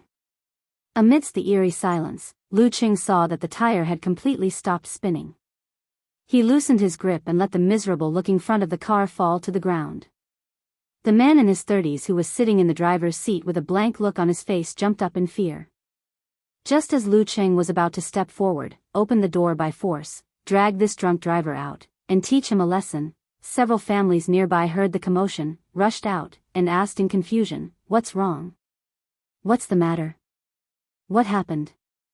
What's the situation?" Only then did the frightened children come to their senses. They cried and screamed, making the scene a mess. The middle-aged man surnamed Yu came to his senses and looked at Lu Cheng's back. He swallowed hard and turned his attention back to business. When he turned back, he was so angry that his chest was about to explode. He held the child, straightened up and shouted, "That bastard was drunk and driving and almost hit Jun Fei and the others. If it weren't for that young man, they would have been dead." With a buzz in his head, the men and women who came over became anxious and rushed to the black car in the midst of the children's cries. F***CK. F***CKU. I'm going to kill you. In the midst of the cursing, they walked past Lu Cheng, opened the car door, and dragged the driver out. They dragged him to the nearby river, beating and kicking him as they dragged. Ah ah ah. The driver screamed again and again, calling for help. Lu Cheng's mouth twitched. He silently stepped back and pretended that he didn't hear anything. This drunk driver deserved to be beaten to death. The scene when everyone rushed over was so shocking that even he was shocked and didn't take the initiative to punch the driver. Is this the consequence of provoking public anger? Help! The driver was pressed into the cold water, choked a few times, and was lifted up again. He finally sobered up completely and understood his situation. He cried and shouted, "Call the police! Call the police! Call the police!" After being pressed into the river and beaten, they finally calmed down. Among them, the middle-aged man surnamed Yu was the first to come to his senses and stopped the villagers from hitting the vital parts of the body. Under such circumstances, there was a reason why the perpetrator was beaten up so severely. The law did not punish the majority, and the police would not pursue the matter. However, if someone really died, there would be a lot of trouble. Seeing the driver curled up in pain, he called the police and then walked over to Lu Cheng. He looked at the black car with a dented head and the tire marks on the ground as if he were looking at a monster. He said with fear and horror, "Thank you, thank you. If it weren't for you, we and the other children would have died here today." "It's nothing," Lu Cheng replied politely. The middle-aged man's surname Yu was rendered speechless as he recalled the sight of Lu Xian lifting the carriage with both hands. "It was really a piece of cake. Your kung fu is amazing." The middle-aged man with the surname Yu sighed in amazement. In the end, he asked carefully, "Do you want to follow him to the police station?" "Can I not go?" Lu Cheng retorted. It was troublesome to go through the procedures in the past. It delayed his lunch and tomb sweeping. "Yes, we have so many witnesses and people involved. It's enough." The middle-aged man with the surname Yu imitated the tone of a TV series. "Besides, the police won't say much about a martial artist who can directly block a car with his foot on the gas pedal. We can be witnesses. You acted bravely for a just cause. Damn it, that bastard must go to jail. Okay, if you really need me to testify, call me." Lu Cheng gave him his phone number and name. The middle-aged man's surname Yu finished recording and called back. "I'm Yu Zhong. When I'm done with the police station, I'll come to the ancestral hall of the Lu family to formally thank you." No need, no need. That's enough." Lu Cheng hurriedly waved his hand. Yu Zhong thought for a moment and said, "Then, if you want to eat game, call me. As long as it's not a protected animal, I'll definitely get it for you. It's definitely authentic." "Okay." Lu Cheng did not refuse his gratitude again. Watching the three of them go back the way they came, Yu Zhong touched his son's head. He still felt fear in his heart. The image of Lu Cheng stomping on the cement ground and blocking the black car flashed in front of him. Damn it, what was the first thing I wanted to say to him? It seemed like I wanted to say, "Young man, you don't look very healthy. You need to exercise more, cough, cough." On the way back to the ancestral hall, Lu Cheng coughed twice, took out the 6 life pills, and hurriedly took 2. Ma Shi, who had been silent since the beginning of the incident, was awakened by the cough. She took a deep look at her cousin and said with a sigh, "Second brother, you're really a human Gundam, yeah." Lu Yanwei beside her also broke the silence. The battle in the ring often did not let most people directly see the horror of a martial artist, but the previous incident was not the case. Back in the ancestral hall, the conversation was still going on, but the focus had shifted to the younger generation of Lu Cheng's grandfather. Lu Cheng, Lu Yanwei, and Ma Shi found a corner and sat down, listening with great interest. After a while, the news of the car accident outside was passed from person to person, which made everyone curse the drunk driver. Since Yu Zhong went to the police station, people only knew that a young man helped to save people, but did not know who he was or how he saved people, which saved Lu Cheng a lot of trouble. At lunchtime, Lu Jilin, who had been called by many people, drove back to the ancestral hall with his wife.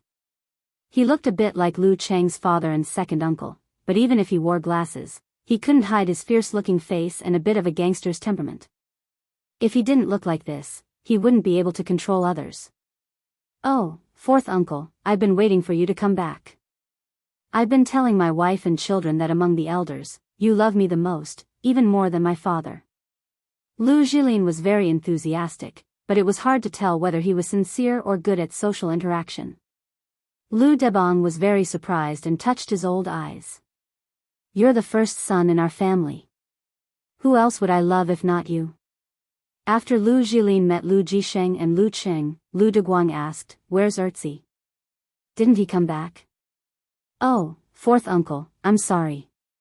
Erzi cooperated with others to form the Bat team, which is valued by the city leaders. He has a competition today and can't come back. He asked me to say hello to you." Lu Jilin held Lu Debang's hand and said, "It's okay. Business is more important. Lu Debong did not mind. The bat team. Lu Qing smiled and did not say anything. During the banquet, Lu Jilin took care of everything. He did not neglect his peers, but also made Lu Cheng and the other juniors feel valued. When they asked about their studies several times, they showed great admiration for the scholar. After lunch, they rested for a while and then went to the back mountain with the Lu family to sweep the tombs of their ancestors. They were busy until 4:30 when Lu Cheng's father, Lu Jisheng, said goodbye.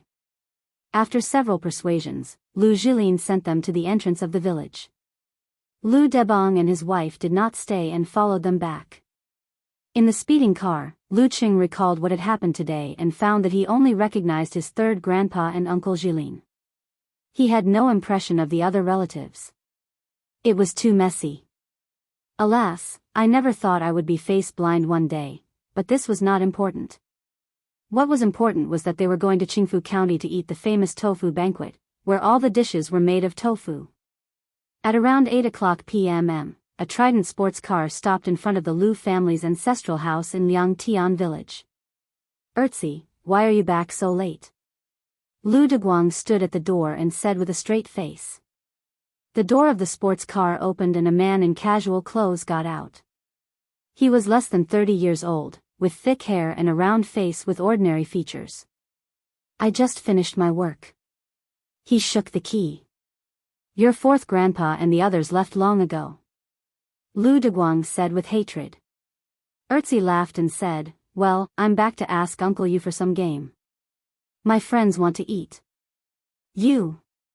Lu Deguang turned around and went into the house. Lu Jilin laughed and said, "Erzi, you have to take care of your grandpa's feelings. Your fourth grandpa doesn't need to talk to him. What's wrong with your words?" "Yes, yes, yes." Erzi smiled carelessly. He entered the house and saw the red paper on the table. He asked casually, "Fourth grandpa and the others paid the money? Is this the family tree in their area?" "Of course. Your fourth grandpa takes it very seriously." Lu Deguang smoked and answered in a bad mood. Erzi did not say anything. He glanced at the red paper and saw the words, Lu Yuechi, written in black ink at the top. Lu Debong. Lu Jisheng. Lu Cheng. Lu Cheng. As he watched, Erzi suddenly raised his head. His eyes widened as he looked at his grandfather and said, "What's the matter? Fourth grandpa and the others are in Shoshan?"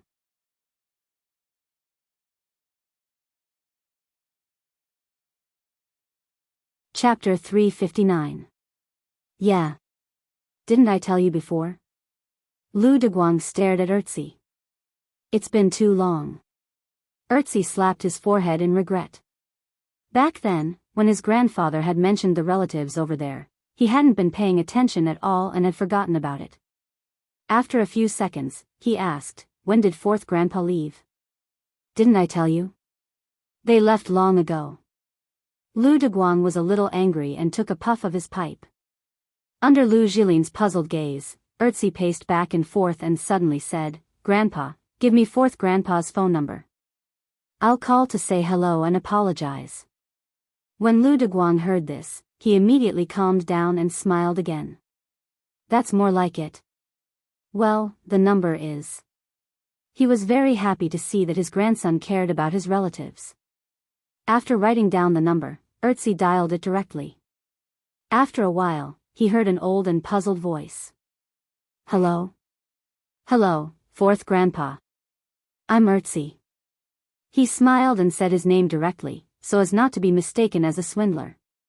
"Erzi? You're home. Why did you call me?" Lu Debong was pleasantly surprised. Erzi said respectfully, "I was too busy and couldn't make it back in time. Can I apologize to you?" No, business is more important." Lu Debong was a little flattered. "I remember the last time I saw you was when I was in my teens. It's a pity that I missed you. How about this, fourth grandpa? I'll come to visit you during the spring festival. Please leave the door open for me," Erzi said warmly. "Okay, okay. Anytime. Lu Debong replied happily. After chatting for a while and asking about fourth grandpa's health, Erzi hung up the phone and looked at his grandfather, who looked satisfied. Then he turned to his father, Lu Jilin, and said, Dad, let's visit fourth grandpa's family more during the spring festival. He couldn't show too much enthusiasm. The best way was to visit relatives and warm up to them gradually. Not to mention the Wiyue Club of the Ice God sect, a 19-year-old professional sixth pin of the dance stage was already a big shot. Ah. Lu Jilin looked at his son in surprise, his face full of confusion. He couldn't understand why his son's attitude would change so quickly. It was as if he was possessed. In the living room of Lu Jiqiang's house, Lu Debong put down his cell phone. Satisfied with being valued by his relatives, he smiled happily. Erzi's not bad, Erzi's not bad. You respect your elders very much. He nagged and started to discuss Erzi enthusiastically with father and mother Lu. Even now, Lu Cheng, who was sitting on a chair in the living room, still didn't know Erzi's name. He smiled thoughtfully and continued to chat with his little fairy girl on his phone. I'm done. You can send me the picture of the tofu feast. Yenjika replied. Today, her family's dinner was late because there were relatives coming over. Sure. Lu Qing sent the photos of the hydrangea tofu, steamed tofu, crab roe tofu, and braised pork tofu. They are all tofu. There are so many varieties and they look delicious. Yenjika said with a salivating expression. Lu Qing replied with an evil smile, but they are missing my favorite tofu. Rogue. Yenjika replied with an angry expression. What are you thinking of? I'm talking about that kind of crispy tofu, the kind that can absorb the juices. You put shredded radish in it, soak it in vinegar soy sauce, and take a bite. TSK. Am I such a hooligan? What are you thinking about? Lu Qing replied with an expression of pushing up his sunglasses. I won't talk to you anymore. Yenjika replied with an emoji. Lu Qing almost laughed in front of the elders. In order to hide his abnormality, he got up and walked to the balcony. He saw his young cousin Mashi looking at the night scenery. Shoshan is developing fast. Lu Qing glanced out of the window. There were many residential areas nearby, tall buildings, and bright lights. I'm so envious of you now. Mashi sighed without answering his question. Her tone was full of sadness. Why are you so sad at such a young age? Lu Qing scolded with a smile. Mashi was amused by him. She laughed and said, Brother, did you not go through puberty? Don't you know that kids at this age are very rebellious and sentimental? I wasn't rebellious or sentimental when I was in puberty. Lu Cheng was speechless. He had studied hard in junior high and high school, and his grades had paid off his hard work. Usually, he would read novels and play games. He didn't have many friends, but they were all nice people. He had never been rebellious or sentimental. As for his crush on Yenjika, he didn't think he had a chance at all. He just saw it as a pure and beautiful experience. Humanoid Gundam. Mashi couldn't help but complain. She paused and said, Brother, I'm living on campus now. Living on campus? Lu Qing asked in surprise. Well, I always stay at home and feel unhappy when I see my parents spoiling Majala. It's better to live on campus. Occasionally, my parents call me, and I'm quite happy. Mashi looked out of the window and said in a mature tone that was beyond her age. That's good. What's close to you? Lu Qing wanted to drop a book bag, but he couldn't remember that sentence. It's not right to use this sentence to describe it. Mashi retorted with a smile. Brother, your level of knowledge has dropped a lot. Well, let's not talk about professional knowledge. The third year of high school is the peak of my comprehensive knowledge. Lu Qing blushed. Seeing that his cousin had thought things through by herself, he was relieved. A few days later, Lu Qing was alone again. Yenjika's father, his future father-in-law, had started to rest. The Empress Dowager's company also entered a long holiday. The family of 3 went back to Yen Jika's grandfather's house in Jinkei County. They would spend the new year there until the 3rd day of the new year. Lu Cheng was a little depressed. He thought that the Yen family would bring the elders and relatives to Shushan for the new year, but he and Ku would be separated for a few days. The 1st day of the new year, the 2nd day of the 2nd month of the Gregorian calendar, was his 20th birthday. The depression didn't last long. When Lu Qing received a call from his master, he was completely relieved. He was told to go to Wiyue on the 1st day of the new year to burn incense for the ancestors. The first time for a new direct disciple was relatively formal, so it didn't have to be on the 1st day of the new year. Well, since both sides were busy, this was the only way. Lu Qing stayed with his grandparents for 2 days. When he came back, it was already the eve of the new year. Before dawn, he continued his training in the biting cold wind. He felt that he had gotten rid of the word weak of 6th pin. At this time last year, he was just a rookie trying to reach professional 9th pin. After finishing his morning exercise, he jogged outside. Just as he took a few steps, he suddenly stopped. He saw a beautiful girl in white sitting on a bench next to the park. She was looking at him with a smile. Lu Qing blinked and shouted in surprise, "Ku? Isn't she at her grandfather's house in Jinkei County?" Yen Jika stood up, pursed her lips, and looked to the side. "There's something I forgot to give you." "What's that?" Lu Qing took 2 quick steps forward and came before the girl. "Here, your birthday present. I asked someone to make a custom-made wallet." Yen Jika pretended to be careless and handed a dark blue wallet to her boyfriend. Lu Qing couldn't hide his smile. While holding the wallet, he also held the girl's hand, which was cold in the wind. "You coming here is the best present. Meet, numb." Yen Jika rolled her eyes and scolded him silently.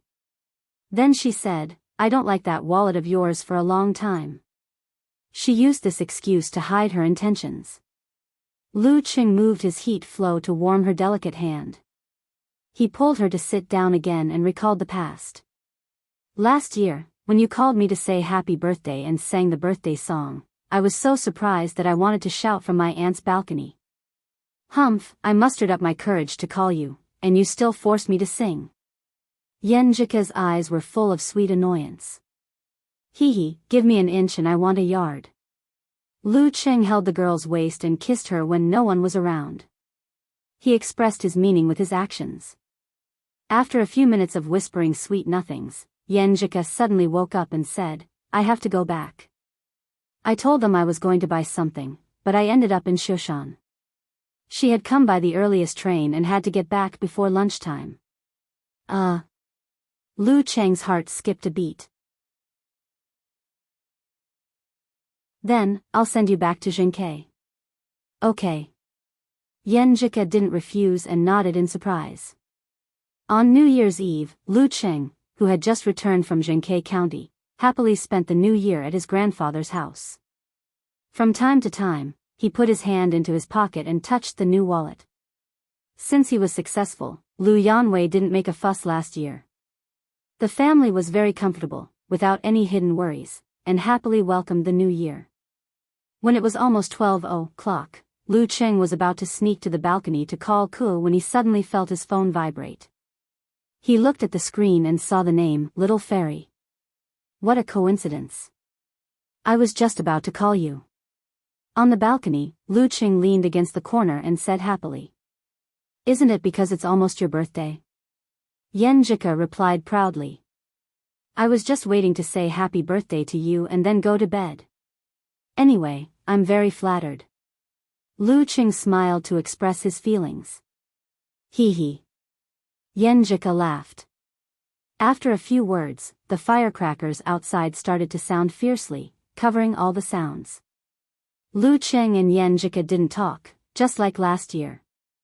Relying on their keen senses, they quietly listened to each other's breathing, which went deep into their hearts.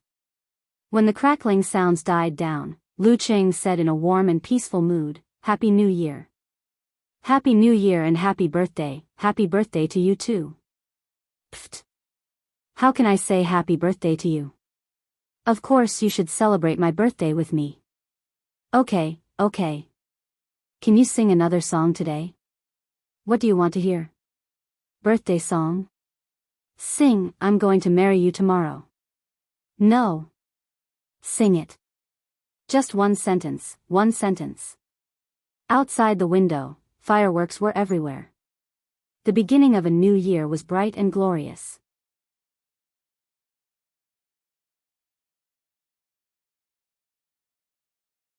Chapter 360. It was late at dawn on the first day of the new year. Lu Qing finished his training and ate the longevity noodles cooked by his mother. Then he carried his luggage and the original proof wine. He walked out of the house in the dark, humming the melody of "You're Going to Marry Me Today." He didn't have time to browse the internet until he got on the train to the airport and replied to Yan Jika's message. When he entered the forum, he saw a new post from Lu Cheng's girlfriend. Yan Jika posted last night, "Happy New Year to all of you. Sofa, let's have fun together." Brahman replied with a bouncing emoji. Wonton Seller replied, "Glutinous rice ball, good New Year to all of you.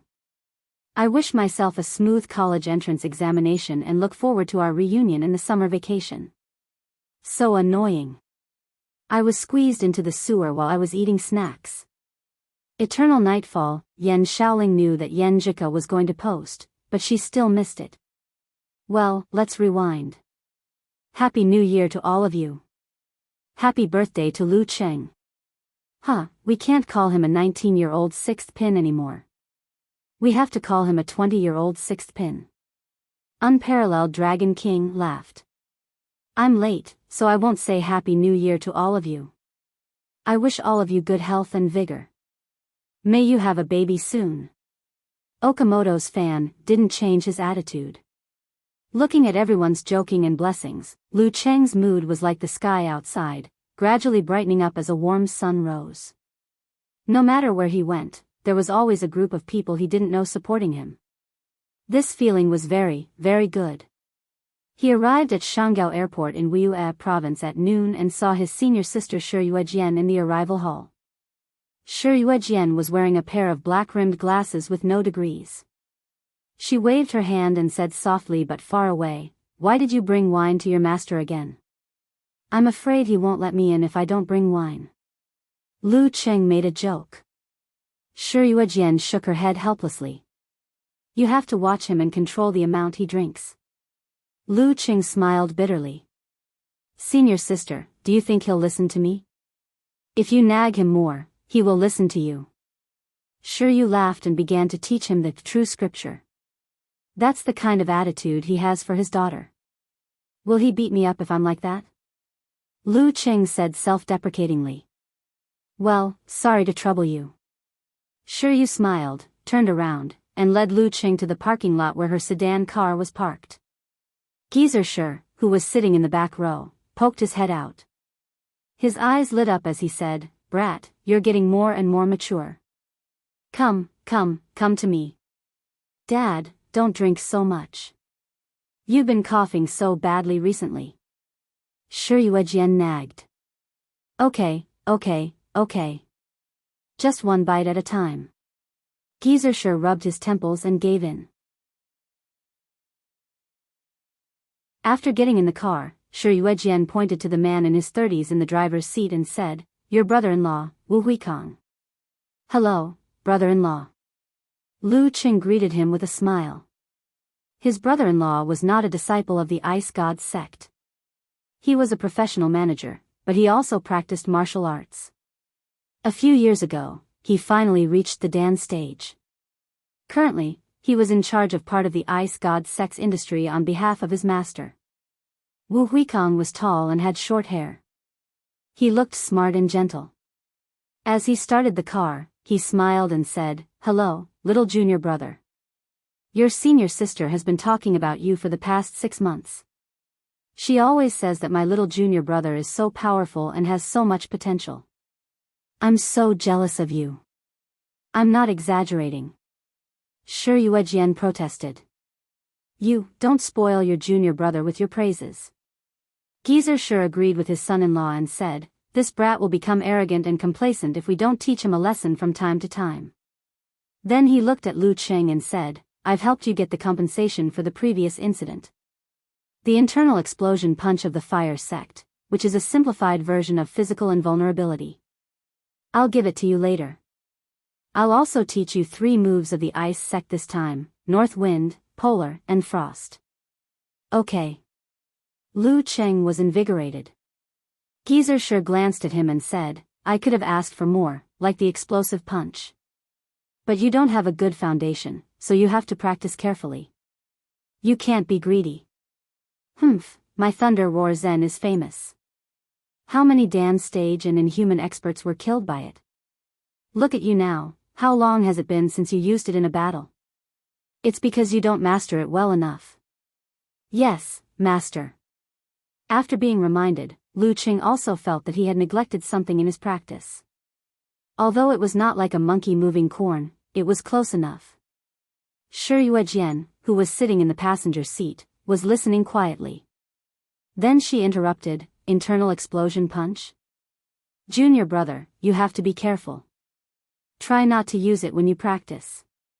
The core moves of the fire sect are known for their violence, which is completely different from our ice sect. Once internal explosion punch is used, the opponent will definitely suffer internal injuries. Even if they are close to the inhuman level, they can't take 3 punches like this.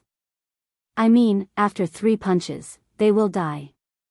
Then she smiled and said, "When you reach the inhuman level, you can come and practice with me. The saber techniques of the ice sect are also superb." "What saber practice? Isn't it troublesome to bring them here and there?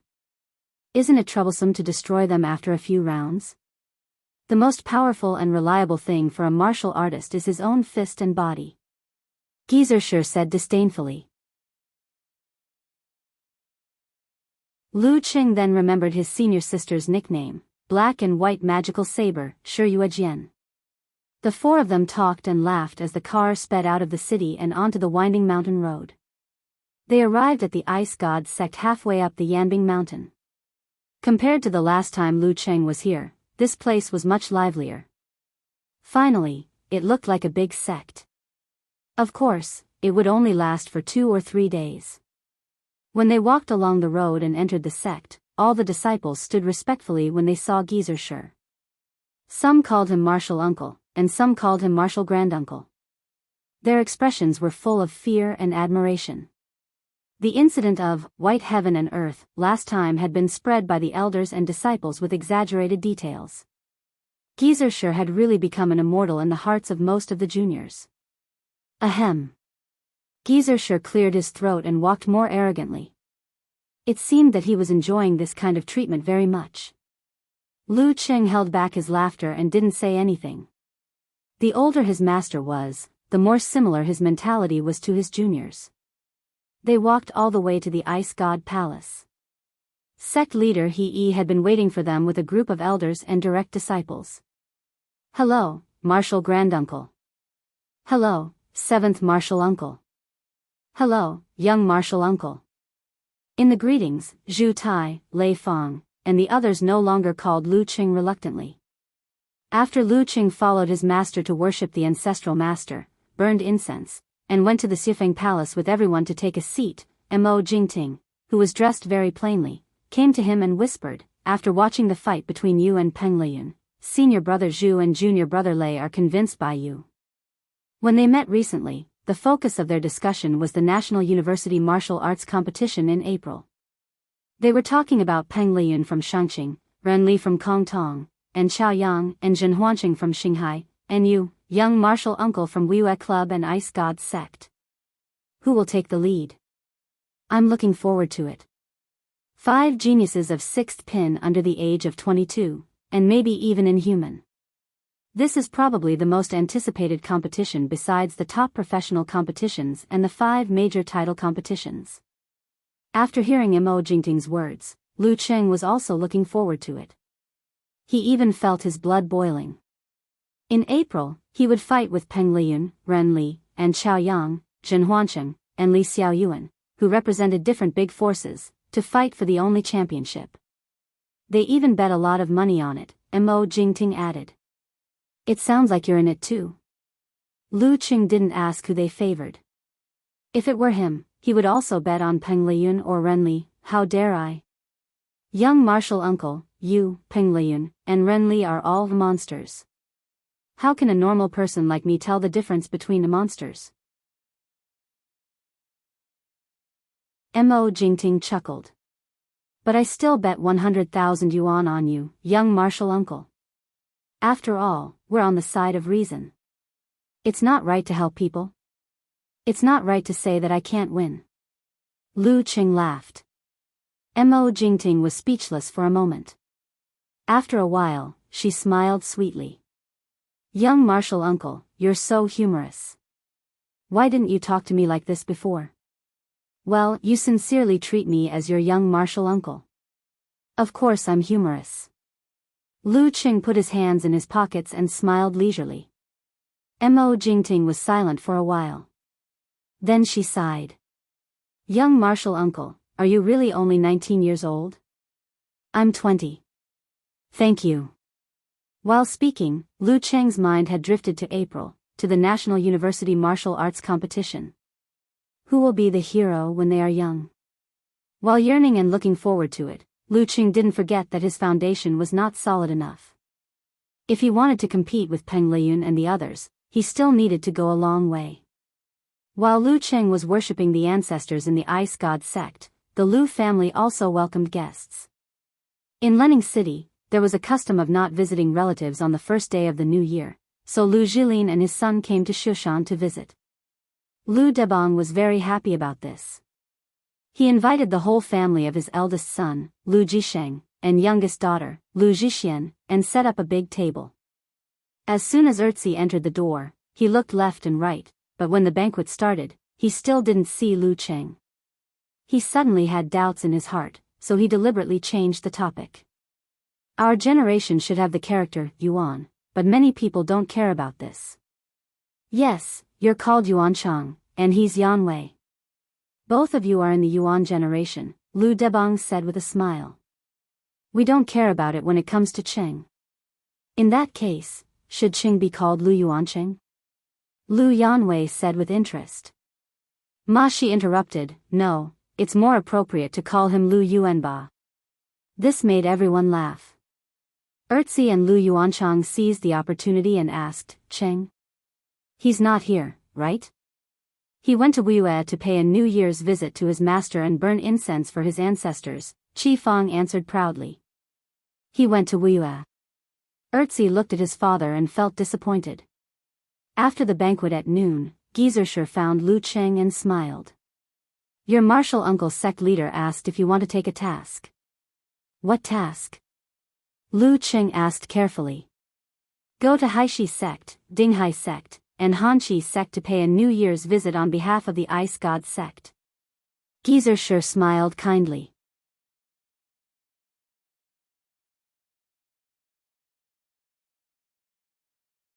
Chapter 361. Lu Cheng was taken aback by his master's unusual smile. You don't want me to challenge them, do you? What are you thinking about? Gizershur scolded him with a smile. Haishi, Dinghai, and Hani don't have any physical invulnerability experts. You're just a sixth pin fighter. No, you haven't even gotten a sixth pin certificate. How can you challenge them? Are you tired of living? Lu Cheng didn't let down his guard. He said carefully, I'm talking about the competition between the younger generation. Gizershur gave him a, you're thinking too much, look. You've been compared to Peng Liyun and Renli. Who do you think is at the same level as you in the Wuyue Club? The youngest inhuman expert is already 25 years old, 5 years older than you. It's okay to meet you in the official competition, but don't you think it's shameful to challenge you on a regular basis? Even Peng Liyun would lose in this kind of competition. As for the younger sixth pin fighters, the youngest one is 23 years old. Not to mention that he has practiced martial arts for a few years longer than you, he might not be able to suppress you in strength. If he challenges you, he won't be proud, but if he loses, he'll be humiliated. Who would be so stupid to do such a thing? And you can't be so arrogant as to propose a competition with other kids, right? You're right. Lu Cheng nodded. Then why did you ask me to pay a New Year's visit? Is it just a simple New Year's greeting? Geyser laughed. It's not that simple. Think about it. You're the only fighter in the younger generation who can compete with Peng Liyun and Ren Li. If you stand there, you'll make our sect proud, right? You don't even need to do anything. The boys and girls from other sects will feel ashamed.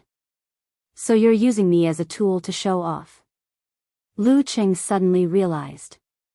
What if the young disciples from other sects are impulsive and challenge me? Are you afraid? Geyser stared at him. No.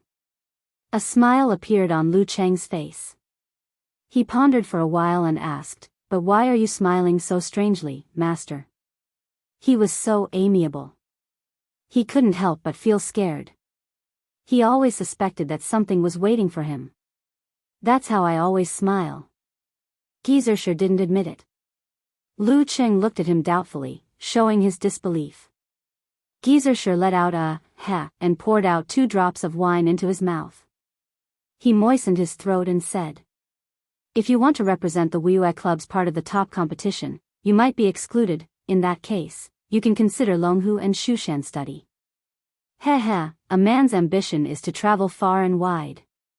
Geyser made up some nonsense to get the topic back on track. Are you going or not? Go ahead. I want to meet Gun King and the clown face to face, Lu Cheng answered expectantly. Gu Jianxi doesn't usually appear in such crowded places. As for Huang Ku, he can't do anything. What's the point of meeting him? Geyser refuted his disciple's words out of habit. Okay, I'll go back to your master. You take the invitation and go by yourself tomorrow. Okay. After agreeing, Lu Cheng walked out of the Xifeng Palace and saw Mo Jingting waiting for him at the side. Junior Martial Ant, let's go karaoke together tonight. Senior Martial Brother Zhu and Junior Martial Brother Lei will all be there. We'll celebrate your birthday and let you experience my iron lung singing voice without any voice modification. Another day. I have something important to do tonight. Lu Cheng thought for a while. Something important? Mo Jingting rolled her eyes. Okay, I'll ask you out later. The important thing was that he had to spend his birthday with someone important. Lu Cheng ate the birthday cake prepared by his senior sister and practiced the Ice Sect's 12th move, North Wind, 17th move, Polar Ground, and 28th move, Frost. As for the Fire Sect's simplified implosion of physical invulnerability, Geyser didn't bring it because it wasn't appropriate to practice it in the Ice God sect. He planned to practice it after they went down the mountain. After finishing these, Lu Cheng called his mother, Chi Fong. After chatting for a while, he turned on his computer and video called Yan Zhika to spend his birthday together. The girl was wearing a white bear-style pajamas. Her hair was just washed and dried, dark and glossy. Her face was rosy and tender. In front of her was a small cake with 2 candles on it. The dim flames were swaying gently. After Ku hummed the birthday song, Lu Cheng chuckled. I think the 20th birthday is a good sign. Look, there are 2 candles in pairs. It was a custom in Shushan to use a thick candle to represent the whole 10th birthday. Yan Zhika pursed her lips into a smile and complained as if she had been led astray by her boyfriend. Then wouldn't your 30th birthday be terrible? The 3 candles were like 3 sticks of incense. As soon as she finished speaking, she spat twice. Children's words carry no harm. Just use a candle with a 3 and a 0 on it. When you said that, I didn't realize it. I thought 3 candles on my 30th birthday would be terrible. Isn't it a symbol of a family of 3? Lu Cheng chuckled. A family of 3. Yan Zhika turned her head and looked to the side. Okay, make a wish. I'll help you blow out the candles. You said it yourself. I'll celebrate your birthday with you. Make a wish. Lu Cheng closed his eyes and earnestly looked forward to the future. First, he wished that his loved one would be healthy and have a smooth life. Second, he wished that he could go further and more steadily on his martial arts path. Third, he wished that he and Ku would love each other for life and grow old together. From now on, he would repeat these 3 wishes every birthday. It wasn't to move the heavens, but to remind himself to cherish the people around him and not forget his original intentions. I've made a wish. He opened his eyes and smiled. What did you wish for? Yenjika asked curiously. About the same as you. Didn't you say it wouldn't come true if I said it out loud? Lu Qing chuckled. Stingy. Yenjika snorted with a smile. She opened her pink lips, exhaled, and blew out the 2 candles. Then she picked up a plastic spoon, scooped a piece of cream, and laughed. Cheng, happy birthday. I'll eat your share of the cake for you. Be careful not to get fat if you eat alone. Lu Qing smiled. Humph, so what if I get fat? Yenjika wrinkled her pretty nose. It's good to be fat. It's more comfortable to hug and feel better when you're chubby. Lu Qing snickered. Pervert. Yenjika opened her eyes and said with a smile. Before Lu Qing said anything, she looked up and asked curiously and hesitantly, Cheng, let me ask you a question. Don't laugh at me. What question? I promise I won't laugh. Lu Qing tried to look serious. That's, every time you can't help it, do you take a cold shower to cool down or something? Yenjika stuttered and asked with a blush on her cheeks. Dirty Tong was always talking about such things. He had been curious for a long time. Lu Qing almost burst out laughing. He quickly maintained his expression and pretended not to understand. What do you mean? That's. Yenjika suddenly gritted her teeth and blurted out, that's what you guys call masturbation. After that, she saw Lu Cheng's half-smile. She was so embarrassed that her face turned red. She turned her head and looked away. I'm going to ignore you. Well, both. Sometimes it's a cold shower. Sometimes it's something else. Lu Qing answered with a smile. Yenjika was silent for a few seconds. She pursed her lips and stole a glance at Lu Qing. What are you laughing at? She said bitterly. I'm not laughing. I just think that the communication between boyfriends and girlfriends will gradually involve such things. It's pretty good. Lu Qing was still smiling. Since his little fairy took the initiative to ask, he could guide them step by step in the future. Humph. Yenjika looked to the side again. Her face was still red. The next morning, Lu Qing, who had finished his training, took the visiting card and got into the car of the Ice God sect. He was the first to arrive at the Haishi Gate. Haishi Gate was located on the shore of the famous lake in Moshang. It was surrounded by beautiful scenery, and the house prices were very high. As Lu Qing stepped through the gate, he saw many young disciples secretly sizing him up from the corner of his eye. Some were feeling inferior, some were depressed, some were sighing, some were admiring, some were indignant, and some looked sullen. 1 step, 2 steps, 3 steps. He came to the Ocean Tide Hall and was led in by a disciple at the door. Junior Lu Qing of the Ice God sect greets sect leader Chen and senior Huang. Lu Qing didn't look at them carefully. He bowed first and said a few auspicious words. Chen Beiling, the sect leader of the Haishi Gate, smiled and said, Martial nephew Lu, I've heard about your reputation for a long time. Lu Qing raised his head and saw that Chen Beiling's hair and beard were sparse, with a tinge of yellow in his white hair. He was wearing an ancient costume and was about the same age as Lu Cheng's martial uncle sect leader. Beside him was the Spear King, Huang Ku, who looked like a dull man in his 30s. He had a broad forehead and deep eyes. Lu Qing felt a chill in his bones just by looking at him. Senior, you flatter me. Lu Qing handed over the visiting card. Chen Beiling held the visiting card and stroked its surface. He smiled and said, I was thinking that he would most likely send you to pay a New Year's visit this year. Sure enough, I guessed right. This is a good thing. As a martial artist, other than your own internal cultivation, you do need some external stimulation. As he spoke, he looked at Jingyu, Qian Qiue, and other young disciples as if to say, look, the stimulation is coming. Why don't you practice martial arts and try to catch up with him? Jingyu and Qian Qiue nodded and clenched their fists. They seemed to be more motivated. Damn, this senior is so direct and calm. How can I answer? Lu Qing pretended to be stupid and smiled. Senior, you're right. Will the young disciples of the Haishi Gate be stimulated by Senior Chen's words and jump out to challenge me? He was a little worried. After a few more words of greeting, Chen Bailing told Jingyu to go to the Ice Gods sect in the afternoon. Then he waved his sleeves and sent the guests away with tea, indicating that Lu Qing could leave. When he turned around and walked out, Lu Qing felt that Qian Qiue and others seemed to be eager to have a try. But in the end, they restrained themselves and didn't come out. When he was outside and felt the warm winter sun, he suddenly sighed and felt a little disappointed. The young generation of the Haishi Gate didn't even have the courage to stand out and challenge me.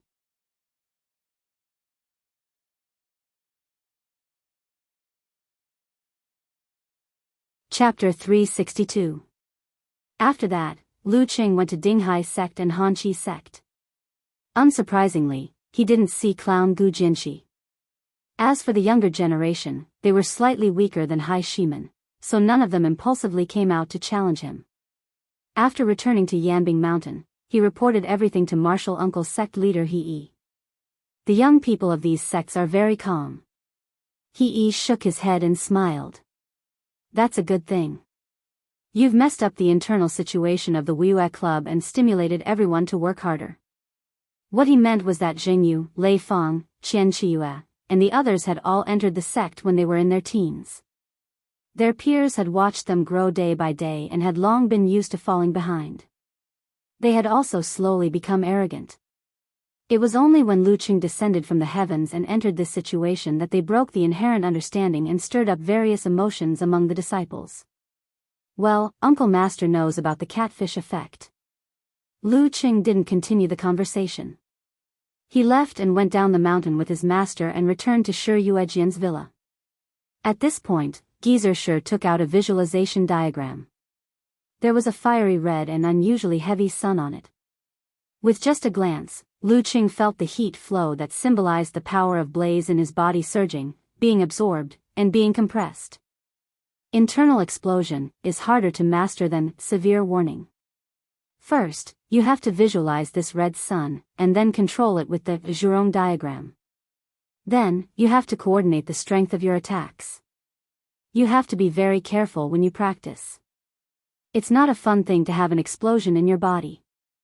Geezer Shi rarely explained in such detail. When you've fully mastered it, I'll teach you the 10th and 11th moves of the Ice Sect, which are simplified physical invulnerability moves. Of course, it'll take half a year. Okay. Lu Qing took the red sun diagram happily. Seeing this, Geezer Shi said, don't be so careful. Just do it casually. If it's lost or broken, it's their fault. I'm not such a stingy person. Lu Cheng's mouth twitched a little. It's no fun to vent your anger on an object. Mo Jingting, Zhu Tai, and Lei Feng didn't invite him because they had to go back home for the new year. On the third day, Lu Qing said goodbye to his master and family and started his journey back to Shushan. The next day, Yan Zhika and his parents flew to Jiangnan Province to celebrate the new year with the Ji family. Jiangnan Province, the Ji family's ancestral home, at a family banquet. Yan Zhika, who was well liked by the elders and was constantly asked about her well-being, glanced at her grandfather Ji Jianzhang and her grandmother Dou Ning. She plucked up her courage and pretended that nothing had happened. Grandpa, someone from our martial arts club has mastered the swordsman formula, army formula, and forwarding formula of the 9 words formula.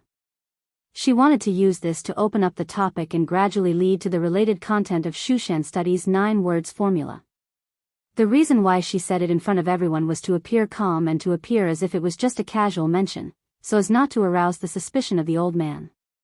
As soon as her voice fell, she felt the Empress Dowager put down her chopsticks and looked up, sizing her up with a smile that was not a smile. It made me feel a little guilty. Ji Jianzhang's hair was thick and black, except for some gray hair on his temples. His face was lean, and he had an otherworldly aura. Hearing this, he tapped his chopsticks and said with a smile, "I know, Lu Cheng." Puff. Yan Jika almost choked on her own saliva. Grandpa actually knew Cheng. Did I overreach myself? Realizing that she had lost her composure, she took the opportunity to pretend to be surprised. "Grandpa, you've been following our competition?" As she spoke, she found the Empress Dowager's smile turned wider, full of gloating. Beside her, her cousin Lin Kei also had a slight smile on his face. "Humph, brother, what happened to being cold and reticent and silent? How dare you laugh at me?" Under the confused gazes of Yan Kai, Ji Lingxi, and the others, Ji Jianzhang shook his head with a smile and said, "This young man has become very famous recently. When I go back to the sect, there are always people talking about him in my ear, saying that he is a genius who can stand shoulder to shoulder with Peng Lian. As for your competition, with you and your brother there, I will occasionally watch." The headquarters of Shushan study was in Jiazhou.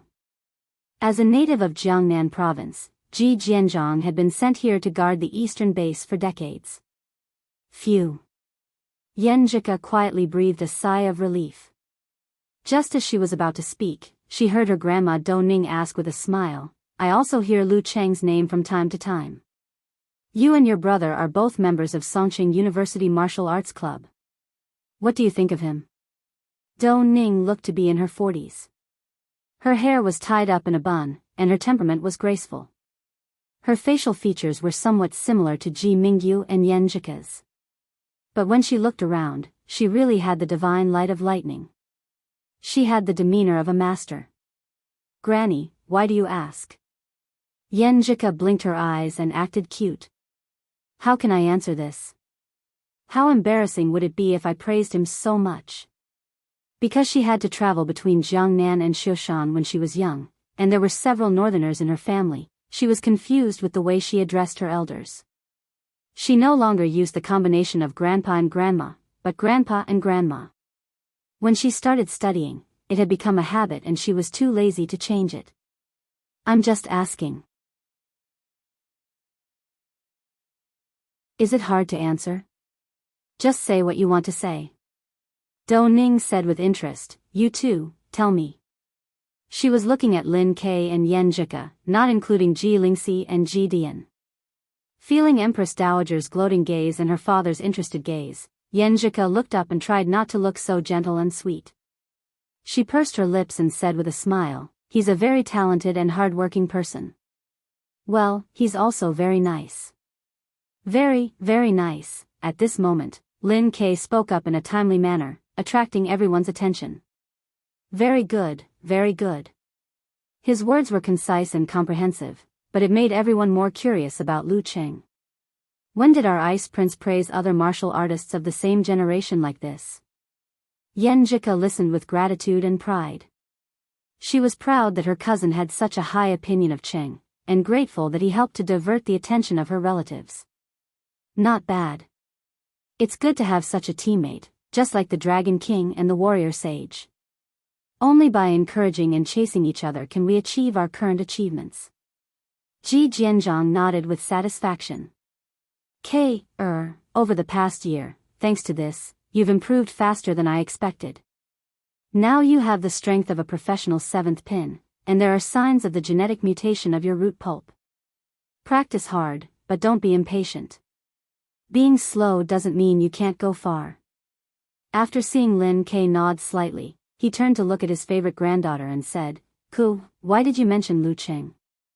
Puff. Yan Jika almost choked on her own wine. She quickly replied, "Grandpa, I didn't want to mention Lu Cheng. My focus is on the 9 words formula, the 9 words formula." Didn't Shushan study collect many things related to the 9 words formula? Why haven't I seen anyone master it? Ji Jianzhang rubbed the wine glass and sighed. Since the 9 words formula flourished until now, there have been too many wars. Many ancient books and objects have been seriously damaged. The illustrations of the 9 words formula in the sect have long lost their essence and charm. Only the ancient sounds and seals are relatively complete. What a pity. Yenjika sighed from the bottom of her heart. Yes, but we don't feel inferior to the ancients. If the seniors can create the 9 words formula, can't we restore it? In recent generations, there have been people in the sect trying to figure out the meaning of the words based on the sounds, body, and ancient books. Ji Jinzhang's tone was calm, but it contained a sense of ambition. Under the curious gazes of the crowd, Yenjika asked with concern, have they made any progress? I'm not sure about that. I'm not in charge. Ji Jianzhang smiled. It seems that the key is still missing. Grandpa, can I have a look at the notes? Yenjika asked tentatively. Ji Jianzhang thought for a moment and said, if there is no substantial progress in the reverse analysis, it's okay to let you have a look. But if it's close to success, you can only look at the notes of the predecessors. Maybe you'll have a flash of inspiration and come up with something by chance, right? Yes. Yenjika answered happily. If she could show it to herself, it wouldn't be a secret of the sect. It would be fine as long as it wasn't leaked. But if she showed it to Cheng, would it be leaked? Maybe Cheng really figured out something, and she could make a contribution to the sect. In her excitement, she glanced at her mother, Ji Mingyu, from the corner of her eye. She saw the Empress Dowager's disdainful expression. You're tuning into the Romantic Tales YouTube channel. Don't forget to subscribe and join us on this journey to catch the most captivating stories.